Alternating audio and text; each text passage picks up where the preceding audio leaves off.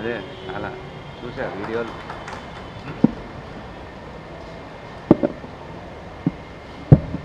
శ్రీ గురుభ్యో నమః. శ్రీ గురుభ్యో నమః. శ్రీ మహాగణాధిపతయే నమో నమః. వాగీశాద్యా సుమనస సర్వార్థానాముపక్రమే యం నత్వా కృతకృత్యా సుస్తన్నమామి గజాననం.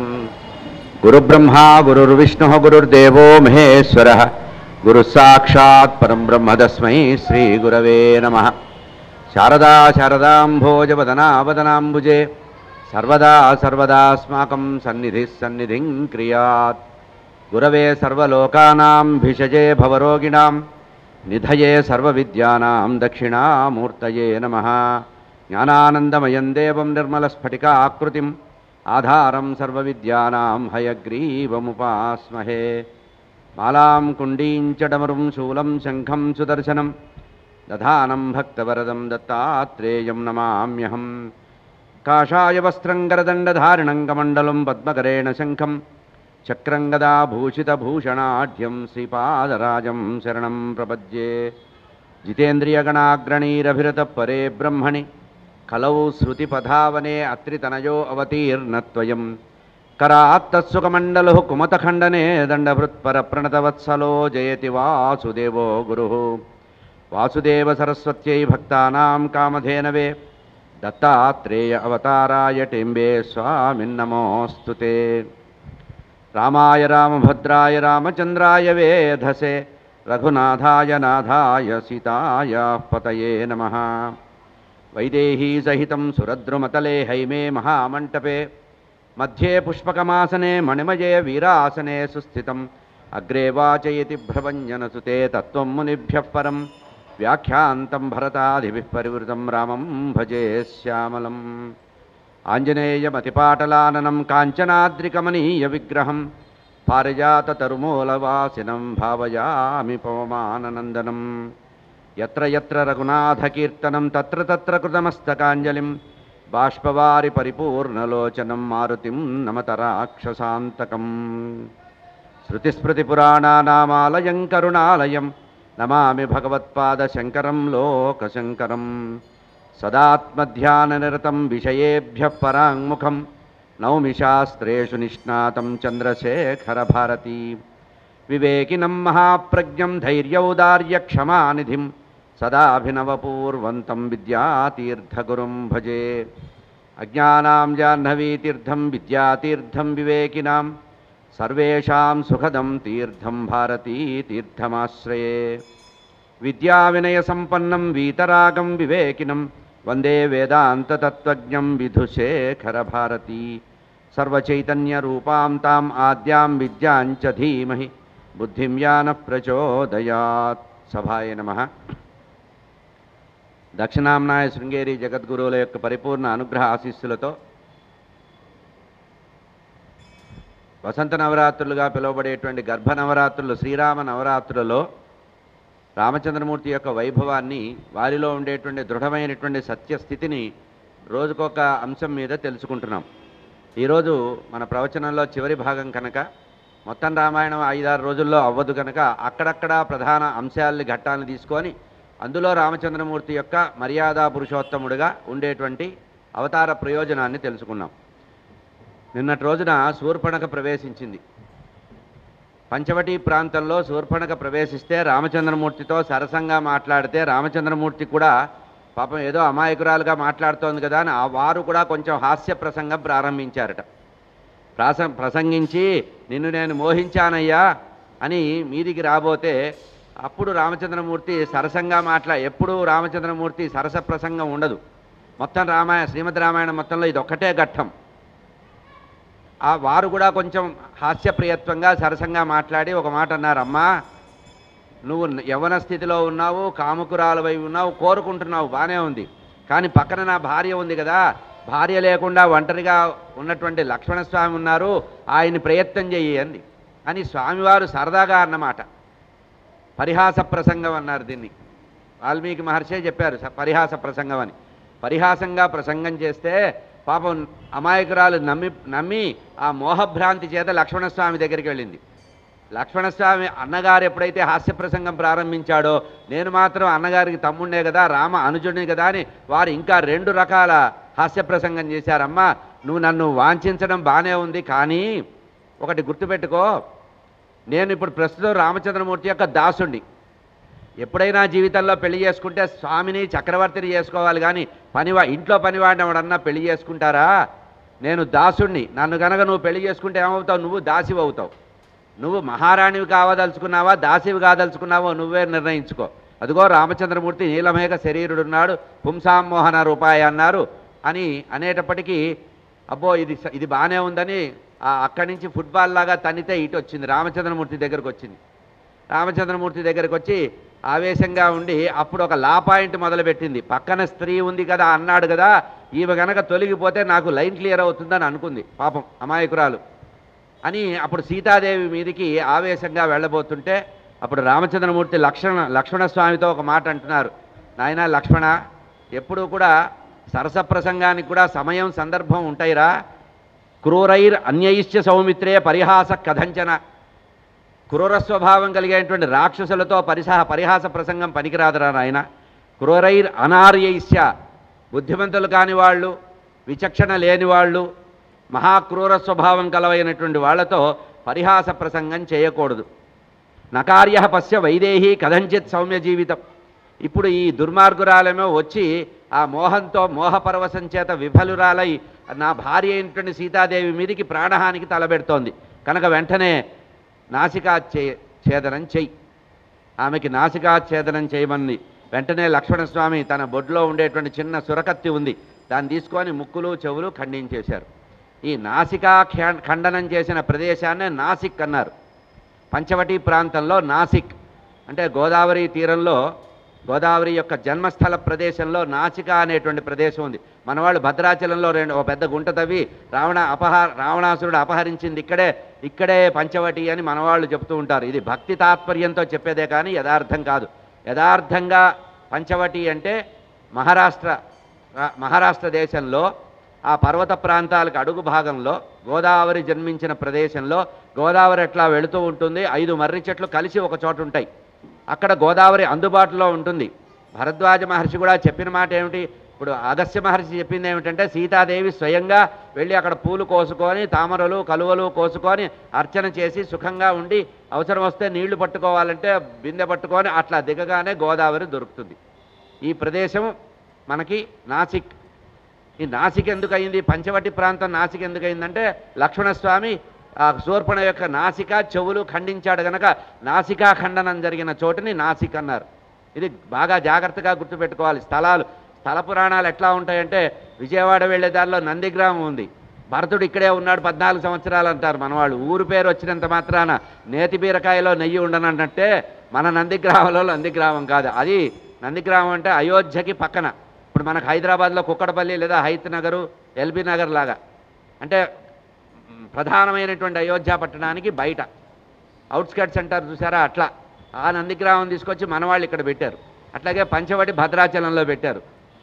ఇక్కడ ప్రధానంగా గమనించవలసింది ఏంటంటే పరిహాస ప్రసంగం చేసినప్పటికి కూడా పాపం పరమ కరుణా స్వభావుడు రామచంద్రమూర్తి కరుణారస వరుణాలయ అంటున్నారు ఆయన్ని.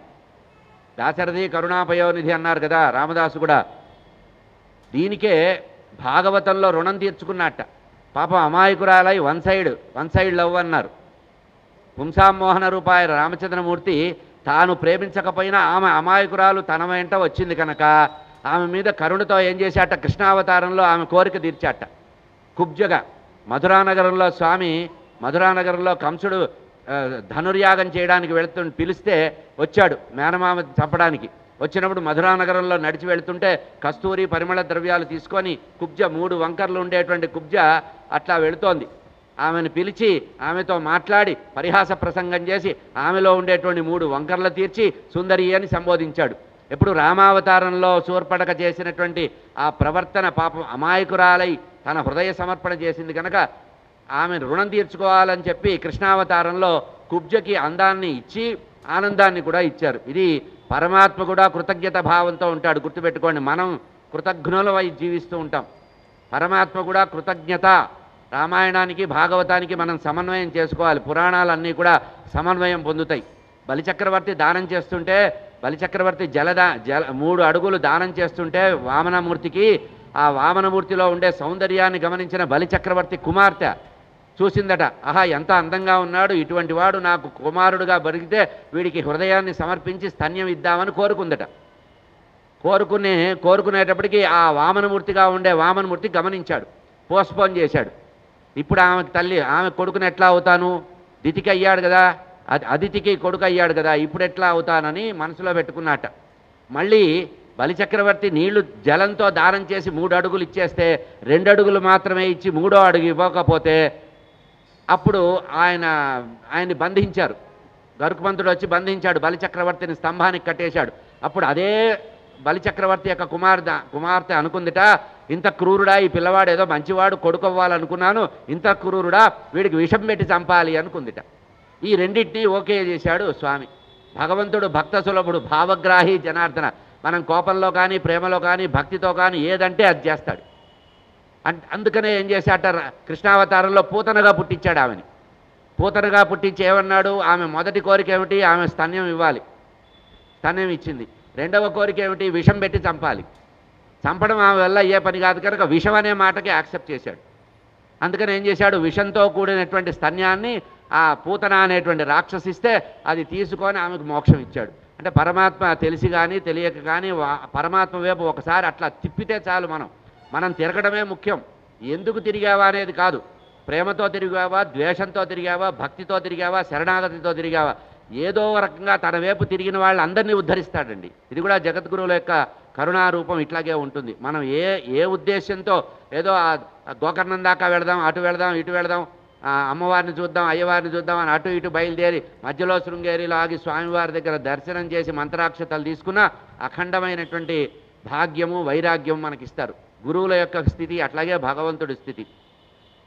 స్కాంద పురాణంలో ఈ శూర్పణఖ పరాభవం అనేటువంటి ఘట్టానికి శృతి ఫలం, శ్రవణ ఫలం చెప్పారు. ఎవరైతే శూర్పణఖ ముక్కు చెవులు కోసినటువంటి కథని వింటారో వాళ్ళకి ఏం లాభం అవుతుందో చెప్పారు. కర్ణనాసాపహారం శృణ్వతాం పఠతామపి నజాతు మానభంగస్యాత్ రఘునాథ ప్రసాదత. స్కాందపురాణంలో ఉన్నమాట.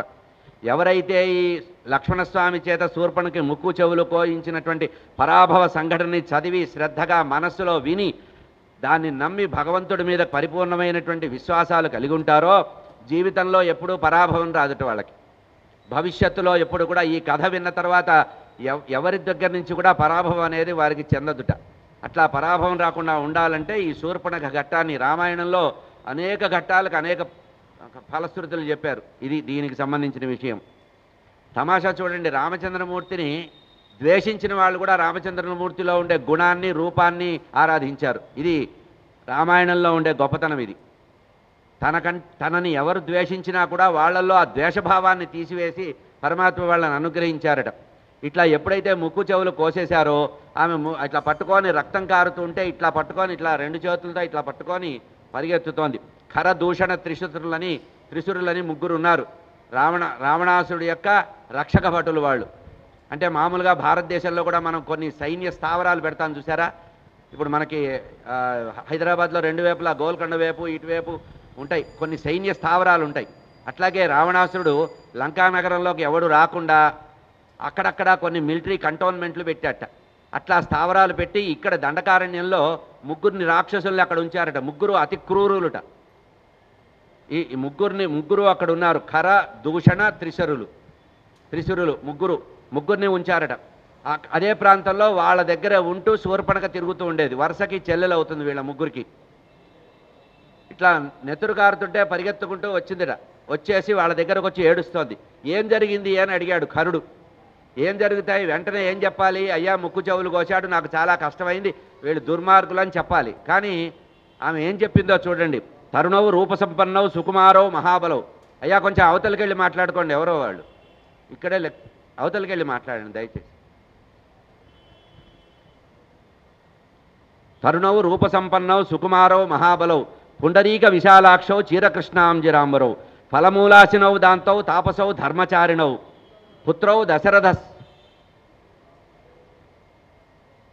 పుత్రౌ దశరథస్యో భ్రాతరౌ రామలక్ష్మణౌ ముక్కు చెవులు కోసింది ఎవరయ్యా అంటే ఏం చెప్పాలి? ఆ దుర్మార్గులు ఉన్నారు, ఇద్దరు మానవులు ఉన్నారు, వాళ్ళు పిలిచి నన్ను పట్టుకొని ముక్కు చెవులు కోసారని చెప్పాలి. కేసు పెట్టేటప్పుడు ఎఫ్ఐఆర్లో ఏం రాయాలండి? కేసు పెట్టేటప్పుడు ఏం రాస్తారు? ఎఫ్ఐఆర్లో దుర్మార్గం చేశారు, చాలా భయంకరమైన ఇది చేశారు, మర్డర్ అటెంప్ట్ చేశారని కేసు పెట్టాలి. కానీ ఇక్కడ ఏం చెప్తోంది చూడండి, తరుణవు రూపసంపన్నవు, మంచి నడువయస్సులో ఉండేటువంటి యవ్వనం కలిగినటువంటి ఇద్దరు, రూపసంపన్న కలిగినటువంటి ఇద్దరు, సుకుమారవు అతి సుకుమారమైన శరీరం కలవాళ్ళు, మహాబలవు గొప్ప భుజబలంకరంగా వాళ్ళు, పుండరీక విశాలాక్షవు కమలాల వంటి పెద్ద కళ్ళు కలవాళ్ళు, చీరకృష్ణాజినాంబరవు నారచీరల్ని ధరించి, ఫలమూలాశినవు దాంతవు తాపసవు ధర్మచారిణవు ఆ అడవిలో ఉండేటువంటి కందమూల ఫలాల్ని ఆహారంగా తీసుకుంటూ తాపస వేషంలో ధర్మాన్ని తప్పకుండా చూడండి, ధర్మచారిణవు వాళ్ళిద్దరూ కూడా ధర్మాత్ములై ధర్మమే ప్రవర్తనగా కలిగితే ఆ ధర్మ ప్రవర్తనతో ముందుకెళ్తున్నారు. వాళ్ళు ఎవరయ్యా? పుత్రవు దశరథాయం దశరథ మహారాజు యొక్క ఇద్దరు కుమారులు, భ్రాతరవు రామలక్ష్మణులు. వాళ్ళ పేరు చెప్పడానికి ఇంత ఆనందం అనుభవించిందండి సీత.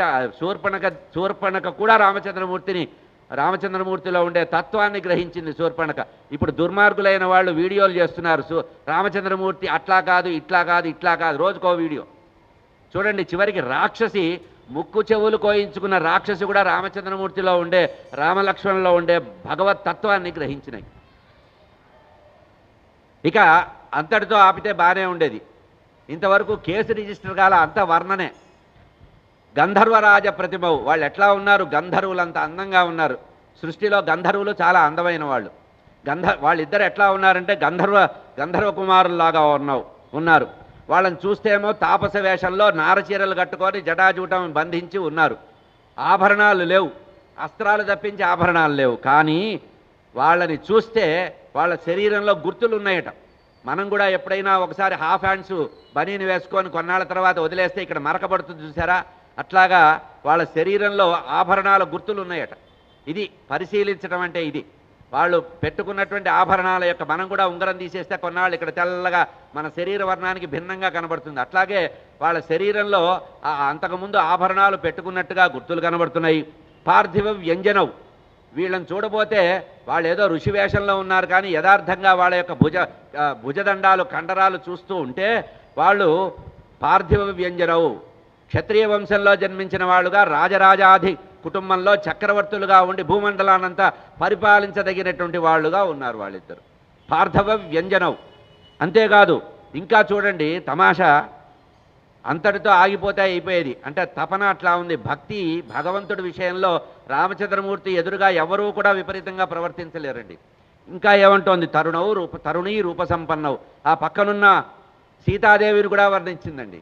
నిజంగా ఆమె మీద కోపంతోనే కదా చంపుదామనుకుంది. అంటే భగవంతుడి దగ్గరికి ఎవరైతే చేరారో ద్వేషభావం అనేది వెళ్ళిపోతుందండి. ఒక్కసారి భగవంతుడిని, గురువుని కానీ భగవంతుడిని కానీ ఒకసారి హృదయపూర్వకంగా దర్శిస్తే మనలో ఉండే చిత్తతాపాలు, అహంకారాలు, వ్యామోహాలు, వైపరీత్యాలు, పైత్యాలు వెళ్ళిపోతాయి. భగవద్ దర్శనం మాత్రం చేతనే అట్లా జరుగుతుంది. అందుకని ఏమంటోంది? తరుణీ రూపసంపన్న. రామలక్ష్మణుల్ని వర్ణించిన తర్వాత ఆ పక్కన ఉన్నది ఒక ఆమె, తరుణీ రూపసంపన్న, సర్వాభరణ భూషిత, అన్ని ఆభరణాలతో ఉంది. ఎందుకంటే దశరథ మహారాజు వెళ్ళేటప్పుడు అనేక దివ్యమైన ఆభరణాలు ఇచ్చి పంపించాడు. ఆమె వనవాసానికి యోగ్యురాలు కాదు, మహారాణిగా వెళ్ళాలని చెప్పి చక్కటి వస్త్రాలు, ఆభరణాలు ఇచ్చి పంపించారు. అంతేకాకుండా దండకారణ్యంలో ప్రవేశించే రోజున, నిన్నటి రోజున అనుకున్నాం మనం, ఎవరు మనకి అత్రి మహర్షి, అనసూయాదేవి ఆశ్రమంలో పిలిచి అంగరాగాలు, ఆభరణాలు, వస్త్రం ఇచ్చి పంపారు. కనుక ఇప్పుడు అమ్మవారు ఎట్లా ఉంది? సీతామహాలక్ష్మి సర్వాభరణ భూషిత, అనేక ఆభరణాలతో శోభిస్తోంది. ఆమె కూడా తరుణి, యుక్త వయస్కురాలుగా యవ్వనంలో ఉంది. రూపసంపన్న, మహా అందంగా ఉంది. ఇంతకుముందు రామచంద్రమూర్తి ఎదురుగా ఏమన్నదంటే, సమయం లేక చెప్పలేదు కానీ, ఏముందయ్యా సీతాదేవిలో అందము, బాగా లావుగా ఉంది, పెద్దగా పొట్ట ఉంది అంది. అసలు ఆమె రూపాన్ని ఆమెలో చూసుకుంది. అట్లా వర్ణించి చెప్పి ఆమెను వదిలించు, నేను దివ్యమైనటువంటి కామరూపాన్ని ధరించగలను, ఏ రూపం కలబడితే ఆ రూపాన్ని నేను ధరించగలను, నా వెంటరా విహరిద్దామని రామచంద్రమూర్తి దగ్గరికి వెళ్ళబోయింది. కానీ అంత జరిగిన తర్వాత పరోక్షంలో రామచంద్రమూర్తిని పొగడ్డమే కాకుండా ముక్కు చెవులు కోసిన లక్ష్మణస్వామిని కూడా పొగిడి, తనకి అడ్డంగా అనిపించినటువంటి సీతామహాలక్ష్మిని కూడా పొగిడింది. తరుణీ రూపసంపన్న సర్వాభరణ భూషిత, దృష్ట్వా తత్ర మయా నారీ తయోర్మధ్యే సుమధ్యమ. అందమైనటువంటి శరీరం కలిగినటువంటి ఆమెని నా చేత చూడబడింది. ఇక్కడ ఏమన్నా కేసు ఏమన్నా ఉందండి? చూడండి, ఎవరు అంటే ఇంత చెప్పింది. ఏషమే ప్రథమకామః కృతస్థాత త్వయా భవేత్. ఆ తర్వాత అడిగాడు, ఏమిటి ఇది కాదు, నువ్వు చెప్పదలుచుకున్న విషయం ఏంటి, నీకు జరిగిన ప్రమాదం ఏమిటి, నీ మీద హత్యా ప్రయత్నం చేసింది ఎవరు అంటే, ఏషమే ప్రథమకామః, నేను మొట్టమొదట రామచంద్రమూర్తిని కామించా, అతన్ని పొందాలనుకున్నా, కనుక ఆ పొందుదామనుకునేది సఫలం కాల. కనుక ఇప్పుడు ఏమవుతోంది, తస్యాస్తయో రుధిరం పిబేత్ అహం ఆహవే. వెంటనే మీరు బయలుదేరండి, ఆ రామలక్ష్మణులు ఇద్దరితో యుద్ధం చేయండి, వాళ్ళని ఏం చేస్తారో చేయండి, వాళ్ళ రక్తం కళ్ళ చూడాలి. మళ్ళీ తనలో ఉండే ఒరిజినాలిటీ బయటకు వచ్చింది. రామచంద్రమూర్తిని చూసి అనుభవాన్ని పొందిన తర్వాత మళ్ళీ ఒరిజినాలిటీ, రాక్షసి కదా, ఏమంటోంది, నేను ఆయన మీద మనసు పెట్టుకున్నాను, ప్రథమతః మొట్టమొదటిసారి జీవితంలో మొట్టమొదటిసారి సుందరుడిని చూశాను, ఆ సుందరుడికి మనసు ఇచ్చా, కానీ నేను వ్యర్థ ప్రయత్నం చేశా, ఫలంలో వైఫల్యం పొందా. తస్యాస్తయో రుధిరం పిబేవ్య. ఇప్పుడు నా కోరిక ఏంటంటే ఆయన్ని పొందాలనే కోరిక కాదు, ఆయన రక్తం తాగాలనే కోరిక ఉంది. కనుక తయో రుధిరం పిబేమం. ఎప్పుడు యుద్ధరంగంలో మీరు యుద్ధం చేసి వాళ్ళకి దెబ్బ కొడితే వాళ్ళ నేల మీద పారేస్తే అప్పుడు నేను వచ్చి వాళ్ళ రక్తాన్ని తాగుతాను, ఇది నా కోరిక అనేటప్పటికీ బయలుదేరాడు. వాడు ఏం చేశాడంటే, ఖరదూషణ త్రిశరులు అనేటువంటి వాళ్ళు మొట్టమొదటగా ఏం చేశారంటే 14 మంది మహావీరులను పంపించారు. ఏదో ఇద్దరు మానవులు అంటున్నారు కదా అని చెప్పి. స్వామి పెద్దగా సమయం పట్టలేదుట. ఏదో శిశింద్రి కనుక వెలిగించగానే తుస్సుమని వెళ్ళిపోతుంది చూసారా, హైదరాబాద్లో టపాకాయలాగా, శివకాశి టపాకాయలు కాదు, హైదరాబాద్ టపాకాయలాగా తుస్సు అన్నది. వెంటనే 14,000 మంది రాక్షసుల్ని పంపించాడు. కరుడు రాలా, 14,000 మంది రాక్షసుల్ని పంపించారు. ఆ తర్వాత వాళ్ళు అయిపోయారు. అప్పుడు ఖరుడు, దూషణుడు, త్రిశురుడు అనేటువంటి ముగ్గురు దండకారణ్యాన్ని కావలి కాస్తున్న వాళ్ళు కూడా వచ్చారు. స్వామి వాళ్ళని ముహూర్త కాలంలో సంహరించారట. సీతాదేవిని కాపలా కాస్తూ ఉండమని చెప్పి అక్కడే ఉండేటువంటి గుహలో ఉంచమని ఆ లక్ష్మణస్వామిని ఉంచి తాను ఒక్కడే వెళ్ళారట. కోదండాన్ని, ధనస్సుని, అమ్ముల పొదని మాత్రమే తీసుకెళ్లారు. ఈ విధంగా స్వామి వాళ్ళని సంహరించేశారట. ఈ విధంగా ఖరుడు, త్రిశరుడు, దూషణుడు, ఆ తర్వాత 14,000 మందిని 14 బాణాలతో చంపారటండి. చూడండి, లెక్క చెప్పారు ఇక్కడ 14. రామభక్తి ఎట్లాంటిది, రామ పౌరుషం ఎట్లాంటిదంటే, వైష్ణవ కోదండాన్ని ధరించిన రామచంద్రమూర్తి 14 బాణాలతో 14 మంది ప్రధానమైన రాక్షసుల్ని సంహరించి ఆ తర్వాత ముందుకు వెళ్ళారట. వీళ్ళు వచ్చేటప్పటికి వీళ్ళని సంహరించారు, వీళ్ళ సైన్యాన్ని కూడా వదిలిపెట్టారు. ఇక్కడే మీకు ప్రధానంగా గమనించండి, భారతంలో 18 సంఖ్యకి ప్రధానం, రామాయణంలోకి వచ్చేటప్పటికి 14 ప్రధానం. అరణ్యవాసం 14 సంవత్సరాలు, ఇక్కడ వచ్చిన ప్రధాన వీరులు 14 మంది, వాళ్ళని చంపేశాడు. ఆ తర్వాత 14,000 మందిని సంహరించాడు రామచంద్రమూర్తి. ముహూర్త కాలంలో ఇదంతా జరిగిందిట. ఇట్లా అయిపోయింది. ఇట్లా జరిగేటప్పటికీ అక్కడి నుంచి ఖరదూషణాదులు ఎప్పుడైతే మరణించారో ఈ శూర్పణఖ బయలుదేరి చెప్పబోయింది. ఈ 14,000 మంది కాకుండా ఒకళ్ళిద్దరు బచ్చాగాళ్ళు అక్కడ ఉన్నారు, ఏదో వాళ్ళకి టెంట్లు వేసేవాళ్ళు, టీలు అందించేవాళ్ళు ఉన్నారు రాక్షసులకు పక్కన. వీళ్ళు పరిగెత్తుకుంటూ వెళ్ళి రావణాసుడికి చెప్పేశారు. ఏది, సభలో ఉండేటువంటి రావణాసుడికి ఖరదూషణ త్రిశరులు సంహరించబడ్డారు అని చెప్పారు. సరే, ఆశ్చర్యపోయాడు, ఎందుకంటే వాళ్ళు ఎవరి చేత సంహరించబడగలిగే వాళ్ళు కాదు. ఆశ్చర్యపోయి వెంటనే విరమించట. శూర్పణకి ముక్కు చెవులు కోసిన విషయం కూడా వాడే చెప్పాడు. చెప్పేటప్పటికీ అప్పుడు ఏం చేశాట, లాభం లేదని చెప్పి బయలుదేరాడు. ఎక్కడికి బయలుదేరాడంటే, మారీచుడు ఒక ఆశ్రమాన్ని వేసుకొని ఉన్నాడు. వైరాగ్యం వచ్చి ప్రాణభయం పట్టుకొని విశ్వామిత్ర యాగ సంరక్షణ సమయంలో రామచంద్రమూర్తి ఒక బాణం పెట్టి కొడితే సుబాహుడు చనిపోయి భస్మమైతే, మారీచుడు మాత్రం 100 యోజనాల దూరంలో, 700 మైళ్ళ దూరంలో సముద్రం పక్కన ఒక చిన్న గుడిసె వేసుకొని అందులో తపస్సు చేసుకుంటూ కూర్చున్నాడు. ఎందుకంటే అదృష్టవశం చేత రామచంద్రమూర్తి బాణం చేత ఇక్కడికి మానవాస్త్రంతో వచ్చాడు. బ్రహ్మాస్త్రం వేస్తే వాడు భస్మమయ్యాడు, ఈయన మానవాస్త్రంతో అక్కడికి వచ్చి పడ్డాడు. ఇంకా ఎవరికీ కనబడకూడదని అక్కడ తపస్సు చేసుకుంటూ ఉన్నట్ట. తపస్సు చేసుకుంటూ తర్వాత వాడు ఇంకొకసారి కూడా అటెంప్ట్ చేశాడు రామచంద్రమూర్తి దగ్గర, అక్కడ ఫెయిల్ అయిన విషయం కూడా చెప్తాడు. ఇక్కడ శూర్పణఖ వెళ్ళి మారీచుడి దగ్గర మారీచుడి దగ్గరికి రహస్యంగా వెళ్ళాటండి రావణాసుడు. ఎందుకు? వీడు చెప్పాడుగా ముక్కు చెవులు కోశాడు, కర్రదూషణ త్రిశరులు ఉన్నారు, అక్కడ ఒక స్త్రీ ఉంది సీతాదేవి, ఈ విషయం తెలుసుకొని వెంటనే మారీచుడి దగ్గరికి వెళ్ళాట. ఎవరు? రావణాసుడు. ఎవ్వరికీ చెప్పకుండా మారువేషంలో రావణాసుడు మారీచాశ్రమానికి వెళ్ళాట. మారీచుడి దగ్గరికి వెళ్ళి రహస్యంగా మాట్లాడాడు. ఎవరూ వినకుండా మెల్లిగా మాట్లాడుతున్నాడు. అయ్యా, ఏం లేదు, అకంపనుడు అనేవాడు చెప్పాడు ఇట్లా రాక్షస వధ జరిగింది దండకారణ్యంలో అని. కనుక అక్కడ దండకారణ్యంలో ఇద్దరు పురుషులు ఎవరో ఉన్నారట, వాళ్ళ వెంట ఒక స్త్రీమూర్తి కూడా ఉందిట, ఆమెను నేను అపహరించదలిచాను. ఎందుకంటే చాలా అతిలోక సౌందర్యవతి అని విన్నాను, అపహరించదలుచుకున్నాను, నీ సహాయం కావాలని. వెంటనే మారీచుడు లేచి అన్నాడు, దుర్మార్గుడా, నీకు ఈ పోయే కాలం ఎందుకు వచ్చింది? సుఖంగా నీ అంతటా నువ్వు ఉన్నావు, నా అంతటా నేనున్నాను. ఒక్కసారి రామచంద్రమూర్తిని చూశానయ్యా, చూసి మళ్ళీ జీవితంలో యమధర్మరాజుని చూసినంత భయం వేసింది, మళ్ళీ నేను రాను. కనుక అసలు ఇదంతా కాదు, నీకు ఈ దుర్మార్గమైన మాట చెప్పింది అవుడు. రామచంద్రమూర్తి యొక్క భార్యని అపహరించమని నీకు సలహా ఇచ్చిన దుర్మార్గుడు ఎవరో చెప్పు. ఆఖ్యానకేవా సీత మిత్రరూపేణ శత్రున. ఎవడో నీకు ఈ సలహా ఇచ్చాడే, ఆ సలహా ఇచ్చిన వాడు ఎట్లాంటి వాడంటే వాడు ఒరిజినాలిటీ నేను చెప్తున్నా విను. మిత్ర రూపంలో ఉండే శత్రువు, నీ మీద పగ తీర్చుకోవడానికి నీ మిత్రుడిలాగా వచ్చి నీ కొంపలు ఆర్పడానికి వచ్చాడు. త్వయా రాక్షసశార్దూల కోననందతి విందతి. అయ్యా, హాయిగా సుఖంగా కడుపులో చల్లగదలకుండా సుఖంగా భార్యా పిల్లలతో అఖండమైన సౌభాగ్యంతో భోగభాగ్యాలతో ఏది కోరుకున్నా పొందుతున్నావు కదా, ఎందుకు అనవసరంగా చావు కొని తెచ్చుకుంటావు? నీకు చావు మూడుతుంది.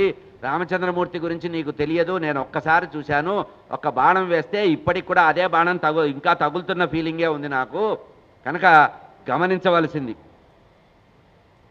నువ్వు రక్షించుకో, నిన్ను నువ్వు రక్షించుకో, నీ లంకని రక్షించుకో, ఈ రాక్షస జాతిని రక్షించు, నీకు పుణ్యం ఉంటుంది. ఇందులో నాకేం ప్రవేశం పెట్టకు, నేను ఏదో బతకాలనుకుంటున్నాను. ప్రసీద లంకేశ్వర రాక్షసేంద్ర లంకాప్రసన్నో భవసాత్ సాధుగచ్చ త్వం శేషు దారేషు. నువ్వు సొంతగా నీ భార్యా పిల్లలతో సుఖంగా ఉండు, అక్కడ అడవిలో రామచంద్రమూర్తి సీతాదేవితో సుఖంగా ఉండేటట్టు చేయి. ఉభయత్రా లాభం జరిగేటువంటి ఉపాయాన్ని చెప్తున్నాను, నీకు పుణ్యం ఉంటుంది, వెళ్ళమన్నాడు. ఏవముక్తో దశగ్రీవో మారీచేన సరావణ నివర్తత పురీం లంకాం వివేశ గృహోత్తమం. ఇక తలకాయ ఉంచుకొని లాభం లేదని ఏ ముహూర్తాన్ని ఉన్నాడో, ఎప్పుడు ఎవరు చెప్పినా కూడా రవయత ఇది రావణ అన్నారు. వాడి పేరే అట్లాంటిదట, ఎవ్వడి మాట వినే అలవాట్లేదు. అటువంటి వాడు మారీచుడు చెప్పేటప్పటికీ మళ్ళీ వెనక్కి వెళ్ళిపోయాడు, మళ్ళీ కూర్చున్నాడు. ఇట్లా మర్నాడు సభలో కూర్చొని ఉంటే ఏడుస్తూ మొత్తుకుంటూ గుండెలు బాదుకుంటూ శూర్పణఖ వచ్చింది. శూర్పణఖ వచ్చి మాట్లాడుతోంది. ఏమంటోందంటే, అసలు నీకు సిగ్గుందా అని అడిగింది. నువ్వు బాగా గొప్ప గూఢచారులను పెట్టి గొప్పగా ప్రపంచమంతా కూడా నీ వశం చేసుకొని ఈగ వాలకుండా ఎవరైనా నీ శత్రువులుంటే శత్రువు మొదలే తెలిసిపోయి వాళ్ళని అంతరించేటువంటి వాడివని ఒకటికి 2 సార్లు గొప్పలు చెప్పుకుంటావే. గత 13 సంవత్సరాల నుంచి దండకారణ్యంలో తిరుగుతున్న రామచంద్రమూర్తి, సీతాదేవి, లక్ష్మణస్వామి గురించి నీకు చరిత్రే లేదు. అంతకుముందు దండకారణ్యంలో 10 సంవత్సరాల పాటు తిరిగి అనేక మంది రాక్షసుల్ని సంహరించాట, ఆ విషయము నీవు తెలుసుకోలేదు. నిన్నగాక మొన్న ఖరదూషణ త్రిశరుల్ని 14 మంది మహావీరులని, 3 మహావీరులని, 14,000 మంది సైన్యాన్ని ఒకే రామచంద్రమూర్తి ఒకే కోదండంతో ముహూర్త కాలంలో సంహరించాట. ఈ విషయం కూడా నీకు తెలియలేదంటే నీకంటే మూర్ఖుడు ఎవరు లేరు, నీ వల్ల లంక నాశనం అవుతుంది అని శాపనార్థాలతో ప్రవేశించి ఇది ఒక వంకర మాట మాట్లాడింది. చూడండి, అంటే రామచంద్రమూర్తి దగ్గర ఉన్నంత వరకు ఆమెలో భక్తిభావము, రామచంద్రమూర్తి మీద విషయవాసన ఉంది. ఇక్కడ రావణాసుడి దగ్గర వచ్చింది, అందుకనే సావాస దోషం అంటారు. మనం ఎవరి పక్కనుంటే ఆ భాషే వస్తుంది మనకి. కనుక ఇక్కడికి వచ్చేటప్పటికి ఏమంది, నువ్వు ఎందుకు వెళ్ళావు అని అడిగాడు. అంటే ఏమి లేదు, లోకంలో అతిలోక సౌందర్యవతి అయిన సీతాదేవి ఉందిట, ఆమెని బంధించి తీసుకొచ్చి నీకు భార్యను చేద్దామని వెళ్ళాను, నా ఫలం నా కార్యం విఫలమైంది అని చెప్పింది. చూడండి, ప్లేటు ఫిరాయించింది. అసలు వెళ్ళిన ఉద్దేశం కామంతో వెళితే అందమైనటువంటి స్త్రీరత్నాన్ని నీకు బహుమానంగా ఇద్దామని చెప్పి వెళితే నాకు ఈ అవమానం జరిగిందని చెప్పింది. అని ఇంకో మాట అంది, నువ్వే కనుక జీవితంలో గొప్పవాడివై యోధుడు అయితే వాళ్ళిద్దరినీ, ఆ పురుషులిద్దరినీ కూడా తప్పించి సీతాదేవిని అనుభవించు అని.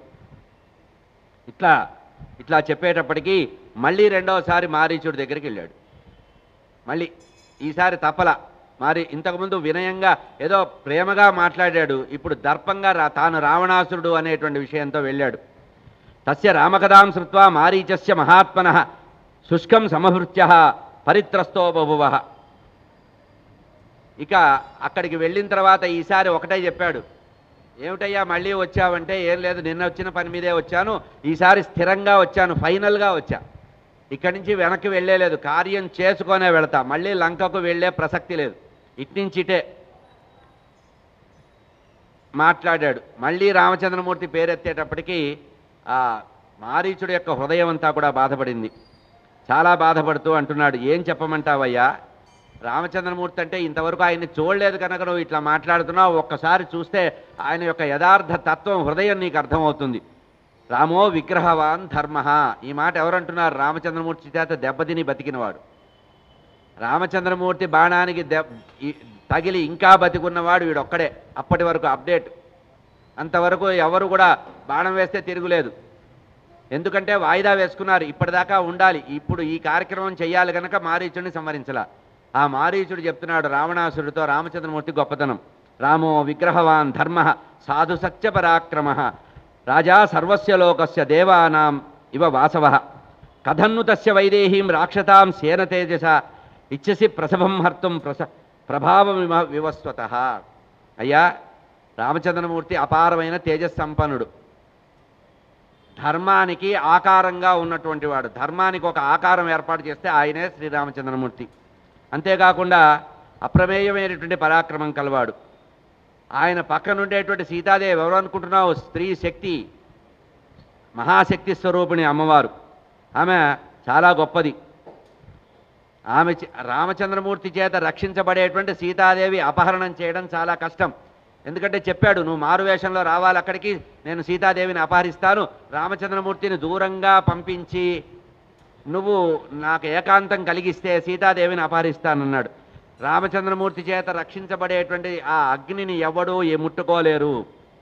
ఇది చాలా దుర్లభం, సీతాపహరణం దుర్లభమైన విషయం. అప్రమేయం తతస్తేజ యస్య సా జనకాత్మజ సత్వం సమర్థత్తాం హర్తుం రామచాపాశ్రయావనే. రామచంద్రమూర్తి యొక్క ధనుర్బాణాల చేత రక్షించబడేటువంటి ఆ శక్తి స్వరూపమైనటువంటి మహా ఇల్లాలు సీతాదేవిని నువ్వు తాకలేవు, ముట్టలేవు, ఏమీ చేయలేవు. అయ్యా, ఇప్పుడు ఏం చెప్పమంటావు? ఈరోజంటే రామచంద్రమూర్తికి నడి వయసు వచ్చింది. ఆయన మంచి యవ్వనంలో ఉన్నప్పుడు 16 సంవత్సరాలు, అప్పుడే ఆయన్ని చూసి నేను తట్టుకోలేకపోయా. ఇప్పుడు మంచి ఇంకా బాగా భుజబలము, మంచి అస్త్రశస్త్రాలు సంపాదించాడు. బాలో 12 వర్షామం అకృతాస్త్రస్య రాఘవ. అప్పటికింకా ధనుస్సు, బాణాలు, ఖడ్గం బాగా పట్టుకొని యుద్ధాలు చేయడం మొదలు పెట్టని రోజుల్లోనే మొట్టమొదటిసారి నేను ఎదురయ్యా. విశ్వామిత్ర యాగ సంరక్షణ సమయంలో 16 సంవత్సరాలు నిండకుండానే ఇంకా ఉన్నాను. ఇప్పుడు 28 సంవత్సరాలు దాటి ఉన్నాయి రామచంద్రమూర్తికి. కనుక చిత్రకూటంలో ప్రవేశించే సమయానికి రామచంద్రమూర్తికి 28 సంవత్సరాలండి. వివాహానికి 16 సంవత్సరాలు లెక్క ఇది. విశ్వామిత్ర యాగ సంరక్షణకు వెళ్ళినప్పుడు 16 సంవత్సరాల వయసు. ఆ తర్వాత 12 సంవత్సరాలు కలుపుకోండి, 16, 12, 28 సంవత్సరాలు. ఏది అరణ్యవాసానికి వచ్చే సమయానికి. ఈ 12 ఏమిటంటే అయోధ్యలో గడిపిన, పెళ్లి చేసుకున్న తర్వాత 12 సంవత్సరాలు దివ్యమైనటువంటి గృహస్థాశ్రమ ధర్మ వైభవాన్ని అనుభవించారు. కనుక దండకారణ్యంలో వనవాసానికి ప్రవేశించేటప్పుడు 28 సంవత్సరాలు. అప్పటికి ఇప్పుడు ఎంత అయింది? 13 సంవత్సరాల అరణ్యవాసం పూర్తయింది. 28కి 13 కలుపుకోండి, మీకే లెక్కలు బాగా వస్తాయి. కనుక రామచంద్రమూర్తి నడి వయస్సులో ఉన్నాడు. కనుక 16 సంవత్సరాలప్పుడే ఆయన్ని తట్టుకోలేకపోయానయ్యా, గుండెలు పగిలిపోయినాయి. ఇది కాకుండా ఆయన అరణ్యవాసానికి వచ్చినప్పుడు కూడా ఒకసారి జింక వేషంలో నేను మళ్ళీ వెళ్ళాను, ఒకసారి అరణ్య ప్రాంతాల్లోకి వెళ్ళాను. ఆ రామచంద్రమూర్తిని చూసేటప్పటికీ నా గుండెలు బద్దలైనవి. అప్పటి నుంచి జీవితంలో ఒక నిర్ణయం తీసుకున్నా, ఎక్కడ చెట్ల పొదల్లో చూసినా రామచంద్రమూర్తే కనబడుతున్నాడు నాకు. చెప్తున్నాడు, వృక్షే వృక్షే పశ్యామి చీర కృష్ణాజినాంబరం. చెట్ల పొదల్లో నుంచి ఎప్పుడైనా తేరిపారి చూస్తుంటే నారచీరలు ధరించినటువంటి జటాజూటాన్ని ధరించిన రామచంద్రమూర్తే నాకు కనబడుతున్నాడు. వృక్షే వృక్షే పశ్యామి, ప్రతి చెట్టు మొదట్లో కనబడుతున్నాడు. చీరకృష్ణాజినాంబరం గృహీత ధనుష రామం, ధనుష్పాణి అయినటువంటి రామచంద్రమూర్తి పాశహస్తమివా కనబడుతున్నాడు. అప్పటి నుంచి ఎక్కడ పడితే అక్కడ రాత్రింబగళ్ళు రామచంద్రమూర్తినే స్మరిస్తున్నాను అన్నాడు. అపిరామ సహస్రాన్ని భీతః పశ్యామి రావణ. ఓ రావణ, నీ సంగతి నీవు ఆలోచించుకో, నా పరిస్థితి చూడు. ఆ రోజు నుంచి రామ సహస్రాన్ని అనేక మంది వేల కొద్దీ రామచంద్రమూర్తుల్ని నేను దర్శిస్తున్నానయ్యా. ఆ రోజు నుంచి రామభూతమిదం సర్వం అరణ్యం ప్రతిభాతిమే. ఆ రోజు నుంచి రాముడు అనేటువంటి భూతం నన్ను ఆవేశించిందయ్యా. నిద్రపోతున్నా, కూర్చున్నా, తింటున్నా, పడుకుంటున్నా, ఏ పని చేస్తున్నా రామ రామ రామ రామ, ఇంతకు తప్పించి నా మనసులో వాడి యొక్క మోక్షానికి కారణమైనటువంటి సందర్భం. అందుకనే రామచంద్రమూర్తి వెతుక్కుంటూ వచ్చి వాడిని సంవరించి వాడికి మోక్షం ఇచ్చారు అని ఇంకా చెప్తున్నాడు. రకారంతో మొదలయ్యే ఏ పదం చూసినా నాకు రాముడనే భయం వేస్తోందయ్యా. రకారంతో ప్రారంభమయ్యే ఏ పదం విన్నా, రణే, ఎవడైనా రణము అంటే అబ్బో రామచంద్రమూర్తి గుర్తొస్తున్నాడు. రణే రామేణ యుద్ధస్వ, కనుక నేను ఆయనతో యుద్ధం చేయలేను, నువ్వు కూడా యుద్ధం చేయలేవు, రామచంద్రమూర్తి వేపే చూడవద్దు. నతే రామకథాకార్య యది మాం ద్రష్టుమిచ్చతి, మళ్ళీ ఇంకొకసారి రామచంద్రమూర్తిని చూశానంటే అదే చివరిసారి చూడడం, మళ్ళీ ఈ లోకాన్ని ఇంకోసారి చూసే అవకాశమే నాకుండదయ్యా, నీకు పుణ్యం ఉంటుంది. వెంటనే రామచంద్రమూర్తి గురించి ఇట్లా మాట్లాడుతుంటే తాను కార్యార్థి అయి రెండవసారి వస్తే రెండవసారి కూడా ఇచ్చకని మాట్లాడి ఏదో మాట్లాడుతుంటే విపరీతమైన కోపం వచ్చింది రావణాసుడికి. ఒక కండిషన్ పెట్టాడు. ఏ చేత్ కరోషి మారీచ హన్మిత్వా మహమద్యతే ఏతత్కార్యం అవశ్యం మే బలాదపి కరిష్యతి. ఒక విషయం గుర్తుపెట్టుకో, నువ్వు నేను చెప్పినట్టుగా మాయలేడి వేషంలో వెళ్ళి రామచంద్రమూర్తిని సీతాదేవిని మభ్యపెట్టి రామచంద్రమూర్తిని దూరంగా తీసుకెళ్తే సీతాపహరణానికి నాకు సహకరించాలి. ఇది మొదటి కార్యం. ఒకవేళ ఈ పని చెయ్యనంటే ఇప్పుడే నిన్ను చంపేస్తా. రెండే నీకు ఛాయిసులు, వెళ్ళి నా పని చేస్తావా లేకపోతే ఇక్కడ ఉండి చస్తావా, ఏం చేస్తావా ఆలోచించు. ఇక్కడే నృసింహ పురాణంలో దీనికి సంబంధించిన అందమైన శ్లోకం ఒకటి ఉంది. మారీచుడు మనసులో అనుకున్నట్ట, వాల్మీకి చెప్పలేదు, నృసింహ పురాణంలో ఉన్నది. వాడు మారీచుడు లోపల తర్కించుకున్నట్ట, మరణం గ్యారంటీ, అది గ్యారంటీ స్కీమ్, తప్పనిసరిగా ఈరోజు మరణం రాసిపెట్టింది వాడి జాతకంలో, ఇది తప్పదు, దైవయోగం కనుక ఎట్లా చస్తే మంచిది అని నిర్ణయించుకున్నాడు. రామాదపి మర్తవ్యం రావణాదపి. ఇప్పుడు రెండు మరణాలు నాకు శాంక్షన్ అయి ఉన్నాయి, ఇందులో ఏది తీసుకోవాలి నేను? రామాదపి మర్తవ్యం రావణాదపి మర్తవ్యం. రామచంద్రమూర్తి చేతిలో చావాలా, రావణాసురుడి చేతిలో చావాలా? ఉభయోరపి మర్తవ్యే వరం రామాత్ న రావణాత్. రెండిట్టల్లో చావే రాసి పెట్టున్నప్పుడు ఆ పుణ్యశ్లోకుడైనటువంటి మర్యాదా పురుషోత్తముడైన రామచంద్రమూర్తి యొక్క అమోఘమైనటువంటి పవిత్రమైన బాణం చేత తగిలి శరీరాన్ని వదిలి, శరీరం వదిలితే మోక్షం వస్తుంది కదా, ఈ పాపిష్టివాడి చేతిలో చస్తే కుక్క చావు చచ్చినట్టు అవుతుంది కదా అని నిర్ణయించుకున్నట్ట. యదిమాం రాఘవో హన్యాత్, ఒకవేళ రామచంద్రమూర్తి చేతిలోనే చస్తే తదా ముక్తో భవార్ణవే, వెంటనే ముక్తి వస్తుంది. వెంటనే బాణం తగలగానే శరీరంలో నుంచి ప్రాణం వెళ్ళిపోయి నేరుగా ఎక్కడికి వెళ్తుంది? వైకుంఠానికి వెళ్ళిపోతుంది, ముక్తున్నైత. మాం హన్యాత్ అన్యత్య, వీడి చేతిలో కనుక చస్తే కుక్క చావే, నాకు ఘోరమైన చావు చస్తాను కనుక నా శరీరాన్ని కుక్కలు కూడా తినవు, ఇంత ఘోరం. ఇది అధ్యాత్మ రామాయణంలో ఉన్న శ్లోకం. ఇది ఇందాకటి శ్లోకం నృసింహ పురాణంలోది. మాం వినాశ్యంతు రామో, వెంటనే నైవత్వమపి నాహం వై నైవలంకా రాక్షస. సరే, నువ్వు ఇంత బలవంతం పెడుతున్నావు కనుక నేను చెప్పేది మాత్రం విను, ఆ తర్వాత నువ్వేం చెప్తే అది చేస్తానన్నాడు. సరెండర్ అయిపోయాడు. మాం నిహత్యతు రామో, ఒకటి గుర్తుపెట్టుకో, ఇప్పుడు రమ్మంటున్నావు కదా, నేను నీ వెంట వచ్చానంటే మళ్ళీ వెనక్కి రాను. నీ సంగతి దేవుడెరుగు, నీ సంగతి నేను చెప్పలేను. నువ్వు ఇవాళ కాకపోతే రేపైనా నీ చావు కూడా తప్పకుండా జరుగుతుంది. ఎందుకంటే ఎప్పుడైతే రామచంద్రమూర్తితో అనవసరంగా కయ్యానికి కాలు దువ్వావో అప్పుడే నీ మరణం రిజిస్టర్ అయిపోయింది. నాకు మాత్రం వెంటనే తత్కాల్ స్కీమ్ నాది, వెంటనే నాకు కన్ఫర్మ్ అయిపోతుంది. నేను ఇప్పుడు కనుక నీ వెంట వచ్చానంటే రామచంద్రమూర్తి చేతిలో మరణించడం తప్పదు. అనేన కృతకృత్యోస్మి ఆనయిష్యతి తచ్చీతం ఆశ్రమ. సరే పద వెళదాం ఆశ్రమానికి. రామచంద్రమూర్తి ఎక్కడైతే పంచవటి ఆశ్రమంలో సీతా లక్ష్మణ సమేతంగా ఉన్నాడో అక్కడికి వెళదాం పద. కానీ ఒకటి గుర్తుపెట్టుకో, నైవత్వమపిసి నాహం వై నైవలంకా నరాక్షస. ఈ రోజుతో రాసి పెట్టుకోవాలి, డైరీలో రాసుకో. నువ్వు ఈ రోజు నుంచి లంక లేదు, నువ్వు లేవు, నీ రాక్షస జాతి లేదు, మొత్తం వెళ్ళిపోతారు. ఏ రామచంద్రమూర్తితో అనవసరంగా వైరం పెట్టుకున్నావో ఆ రామచంద్రమూర్తి చేతిలో ఈరోజు నేను, రేపు కాకపోతే ఎల్లుండైనా నువ్వు, నీ లంక, నీ రాక్షస జాతి మొత్తం సర్వనాశనం అయిపోతుంది, గుర్తుపెట్టుకో. పద పద, నేను నీ వెంట వస్తున్నానన్నాడు. మారీచోక్తి ఉపసృత్వ గురుమాన్ ఖవతి క్షౌ. ఈ మారీచుడు చెప్పినటువంటి రావణాసురుడికి మారీచుడికి జరిగిన సంవాదాన్ని, దీనికి సంబంధించిన ఫలశ్రుతి చెప్తున్నారండి స్కాంద పురాణంలో. ఎవరైతే రావణ మారీచుల యొక్క సంభాషణ, ఆ తర్వాత పంచవటికి వెళ్ళడం, రామచంద్రమూర్తి ఆశ్రమంలో ప్రవేశించడం మొదలైనటువంటి అనేకమైనటువంటి సందర్భాలన్నీ కూడా ఎవరైతే వింటారో వారికి క్షితి శాశ్వతమైనటువంటి బ్రహ్మలోకంలో ఉండిపోతారట. ఈ కథని ఎవరైతే మారీచుడు రామచంద్రమూర్తి చేతిలో మరణించడం, రావణ మారీచ సంవాదం నుంచి ఎవరైతే ఉంటారో వారికి అద్వితీయమైనటువంటి లోకం వస్తుందని స్కాంద పురాణం చెప్తోంది. సరే, వెంటనే అక్కడి నుంచి బయలుదేరారు. రావణాసుడితో పాటు మారీచుడు బయలుదేరాడు. ఆకాశ మార్గంలో బయలుదేరారు. పుష్పక విమానం తెచ్చాడు వాడు. పుష్పక విమానాన్ని తెచ్చుకున్నాడు. తెచ్చి ఎక్కడో చెట్ల పొదల్లో దాచిపెట్టాడు. వాడిని దిగమన్నాడు, మారీచుని దిగమన్నాడు. ఇక నీ వేషం నువ్వు వేసుకోవాలన్నాడు. వేషం వేసుకోవాలనేటప్పటికీ మాయా వేషం కామరూప ధారణ అనేది రాక్షసులో సహజంగా ఉంది కనుక చక్కటి అందమైనటువంటి బంగారు లేడిలాగా తయారయ్యాడు. బంగారు లేడి. ఆ శరీరం మీదంతా కూడా నవరత్నాలు పొదిగినట్టుగా ఉన్నాయట. ఈ మాయలేడి ఎట్లా ఉందంటే ఆ బంగారు పొదిగినట్టుగా ఉందట. శరీరం మీద బంగారు వర్ణము, దాని మీద నవరత్నాలు పొదిగినట్టుగా ఉందిట. అది చమత్కారంగా తిరుగుతోందట. అటు ఇటు ఇటు అటు తిరుగుతోందట. ఇక్కడే అందమైన విషయం ఏంటంటే ఇది మాయా మృగం అనే విషయము ఆ మృగాలన్నిటికీ తెలుసుట. అరణ్యంలో ఉండే మృగాలన్నిటికీ ఇది రాక్షసుడు అనే విషయం తెలుసుట. అంటే పశువులకు కూడా జ్ఞానం ఉంటుందండి, గమనించండి. వాటి జాతి ఏమిటో వాసన చూసి గుర్తుపడతాయి. ఈ మృగాల మధ్యలోకి చేరిపోయింది ఇది.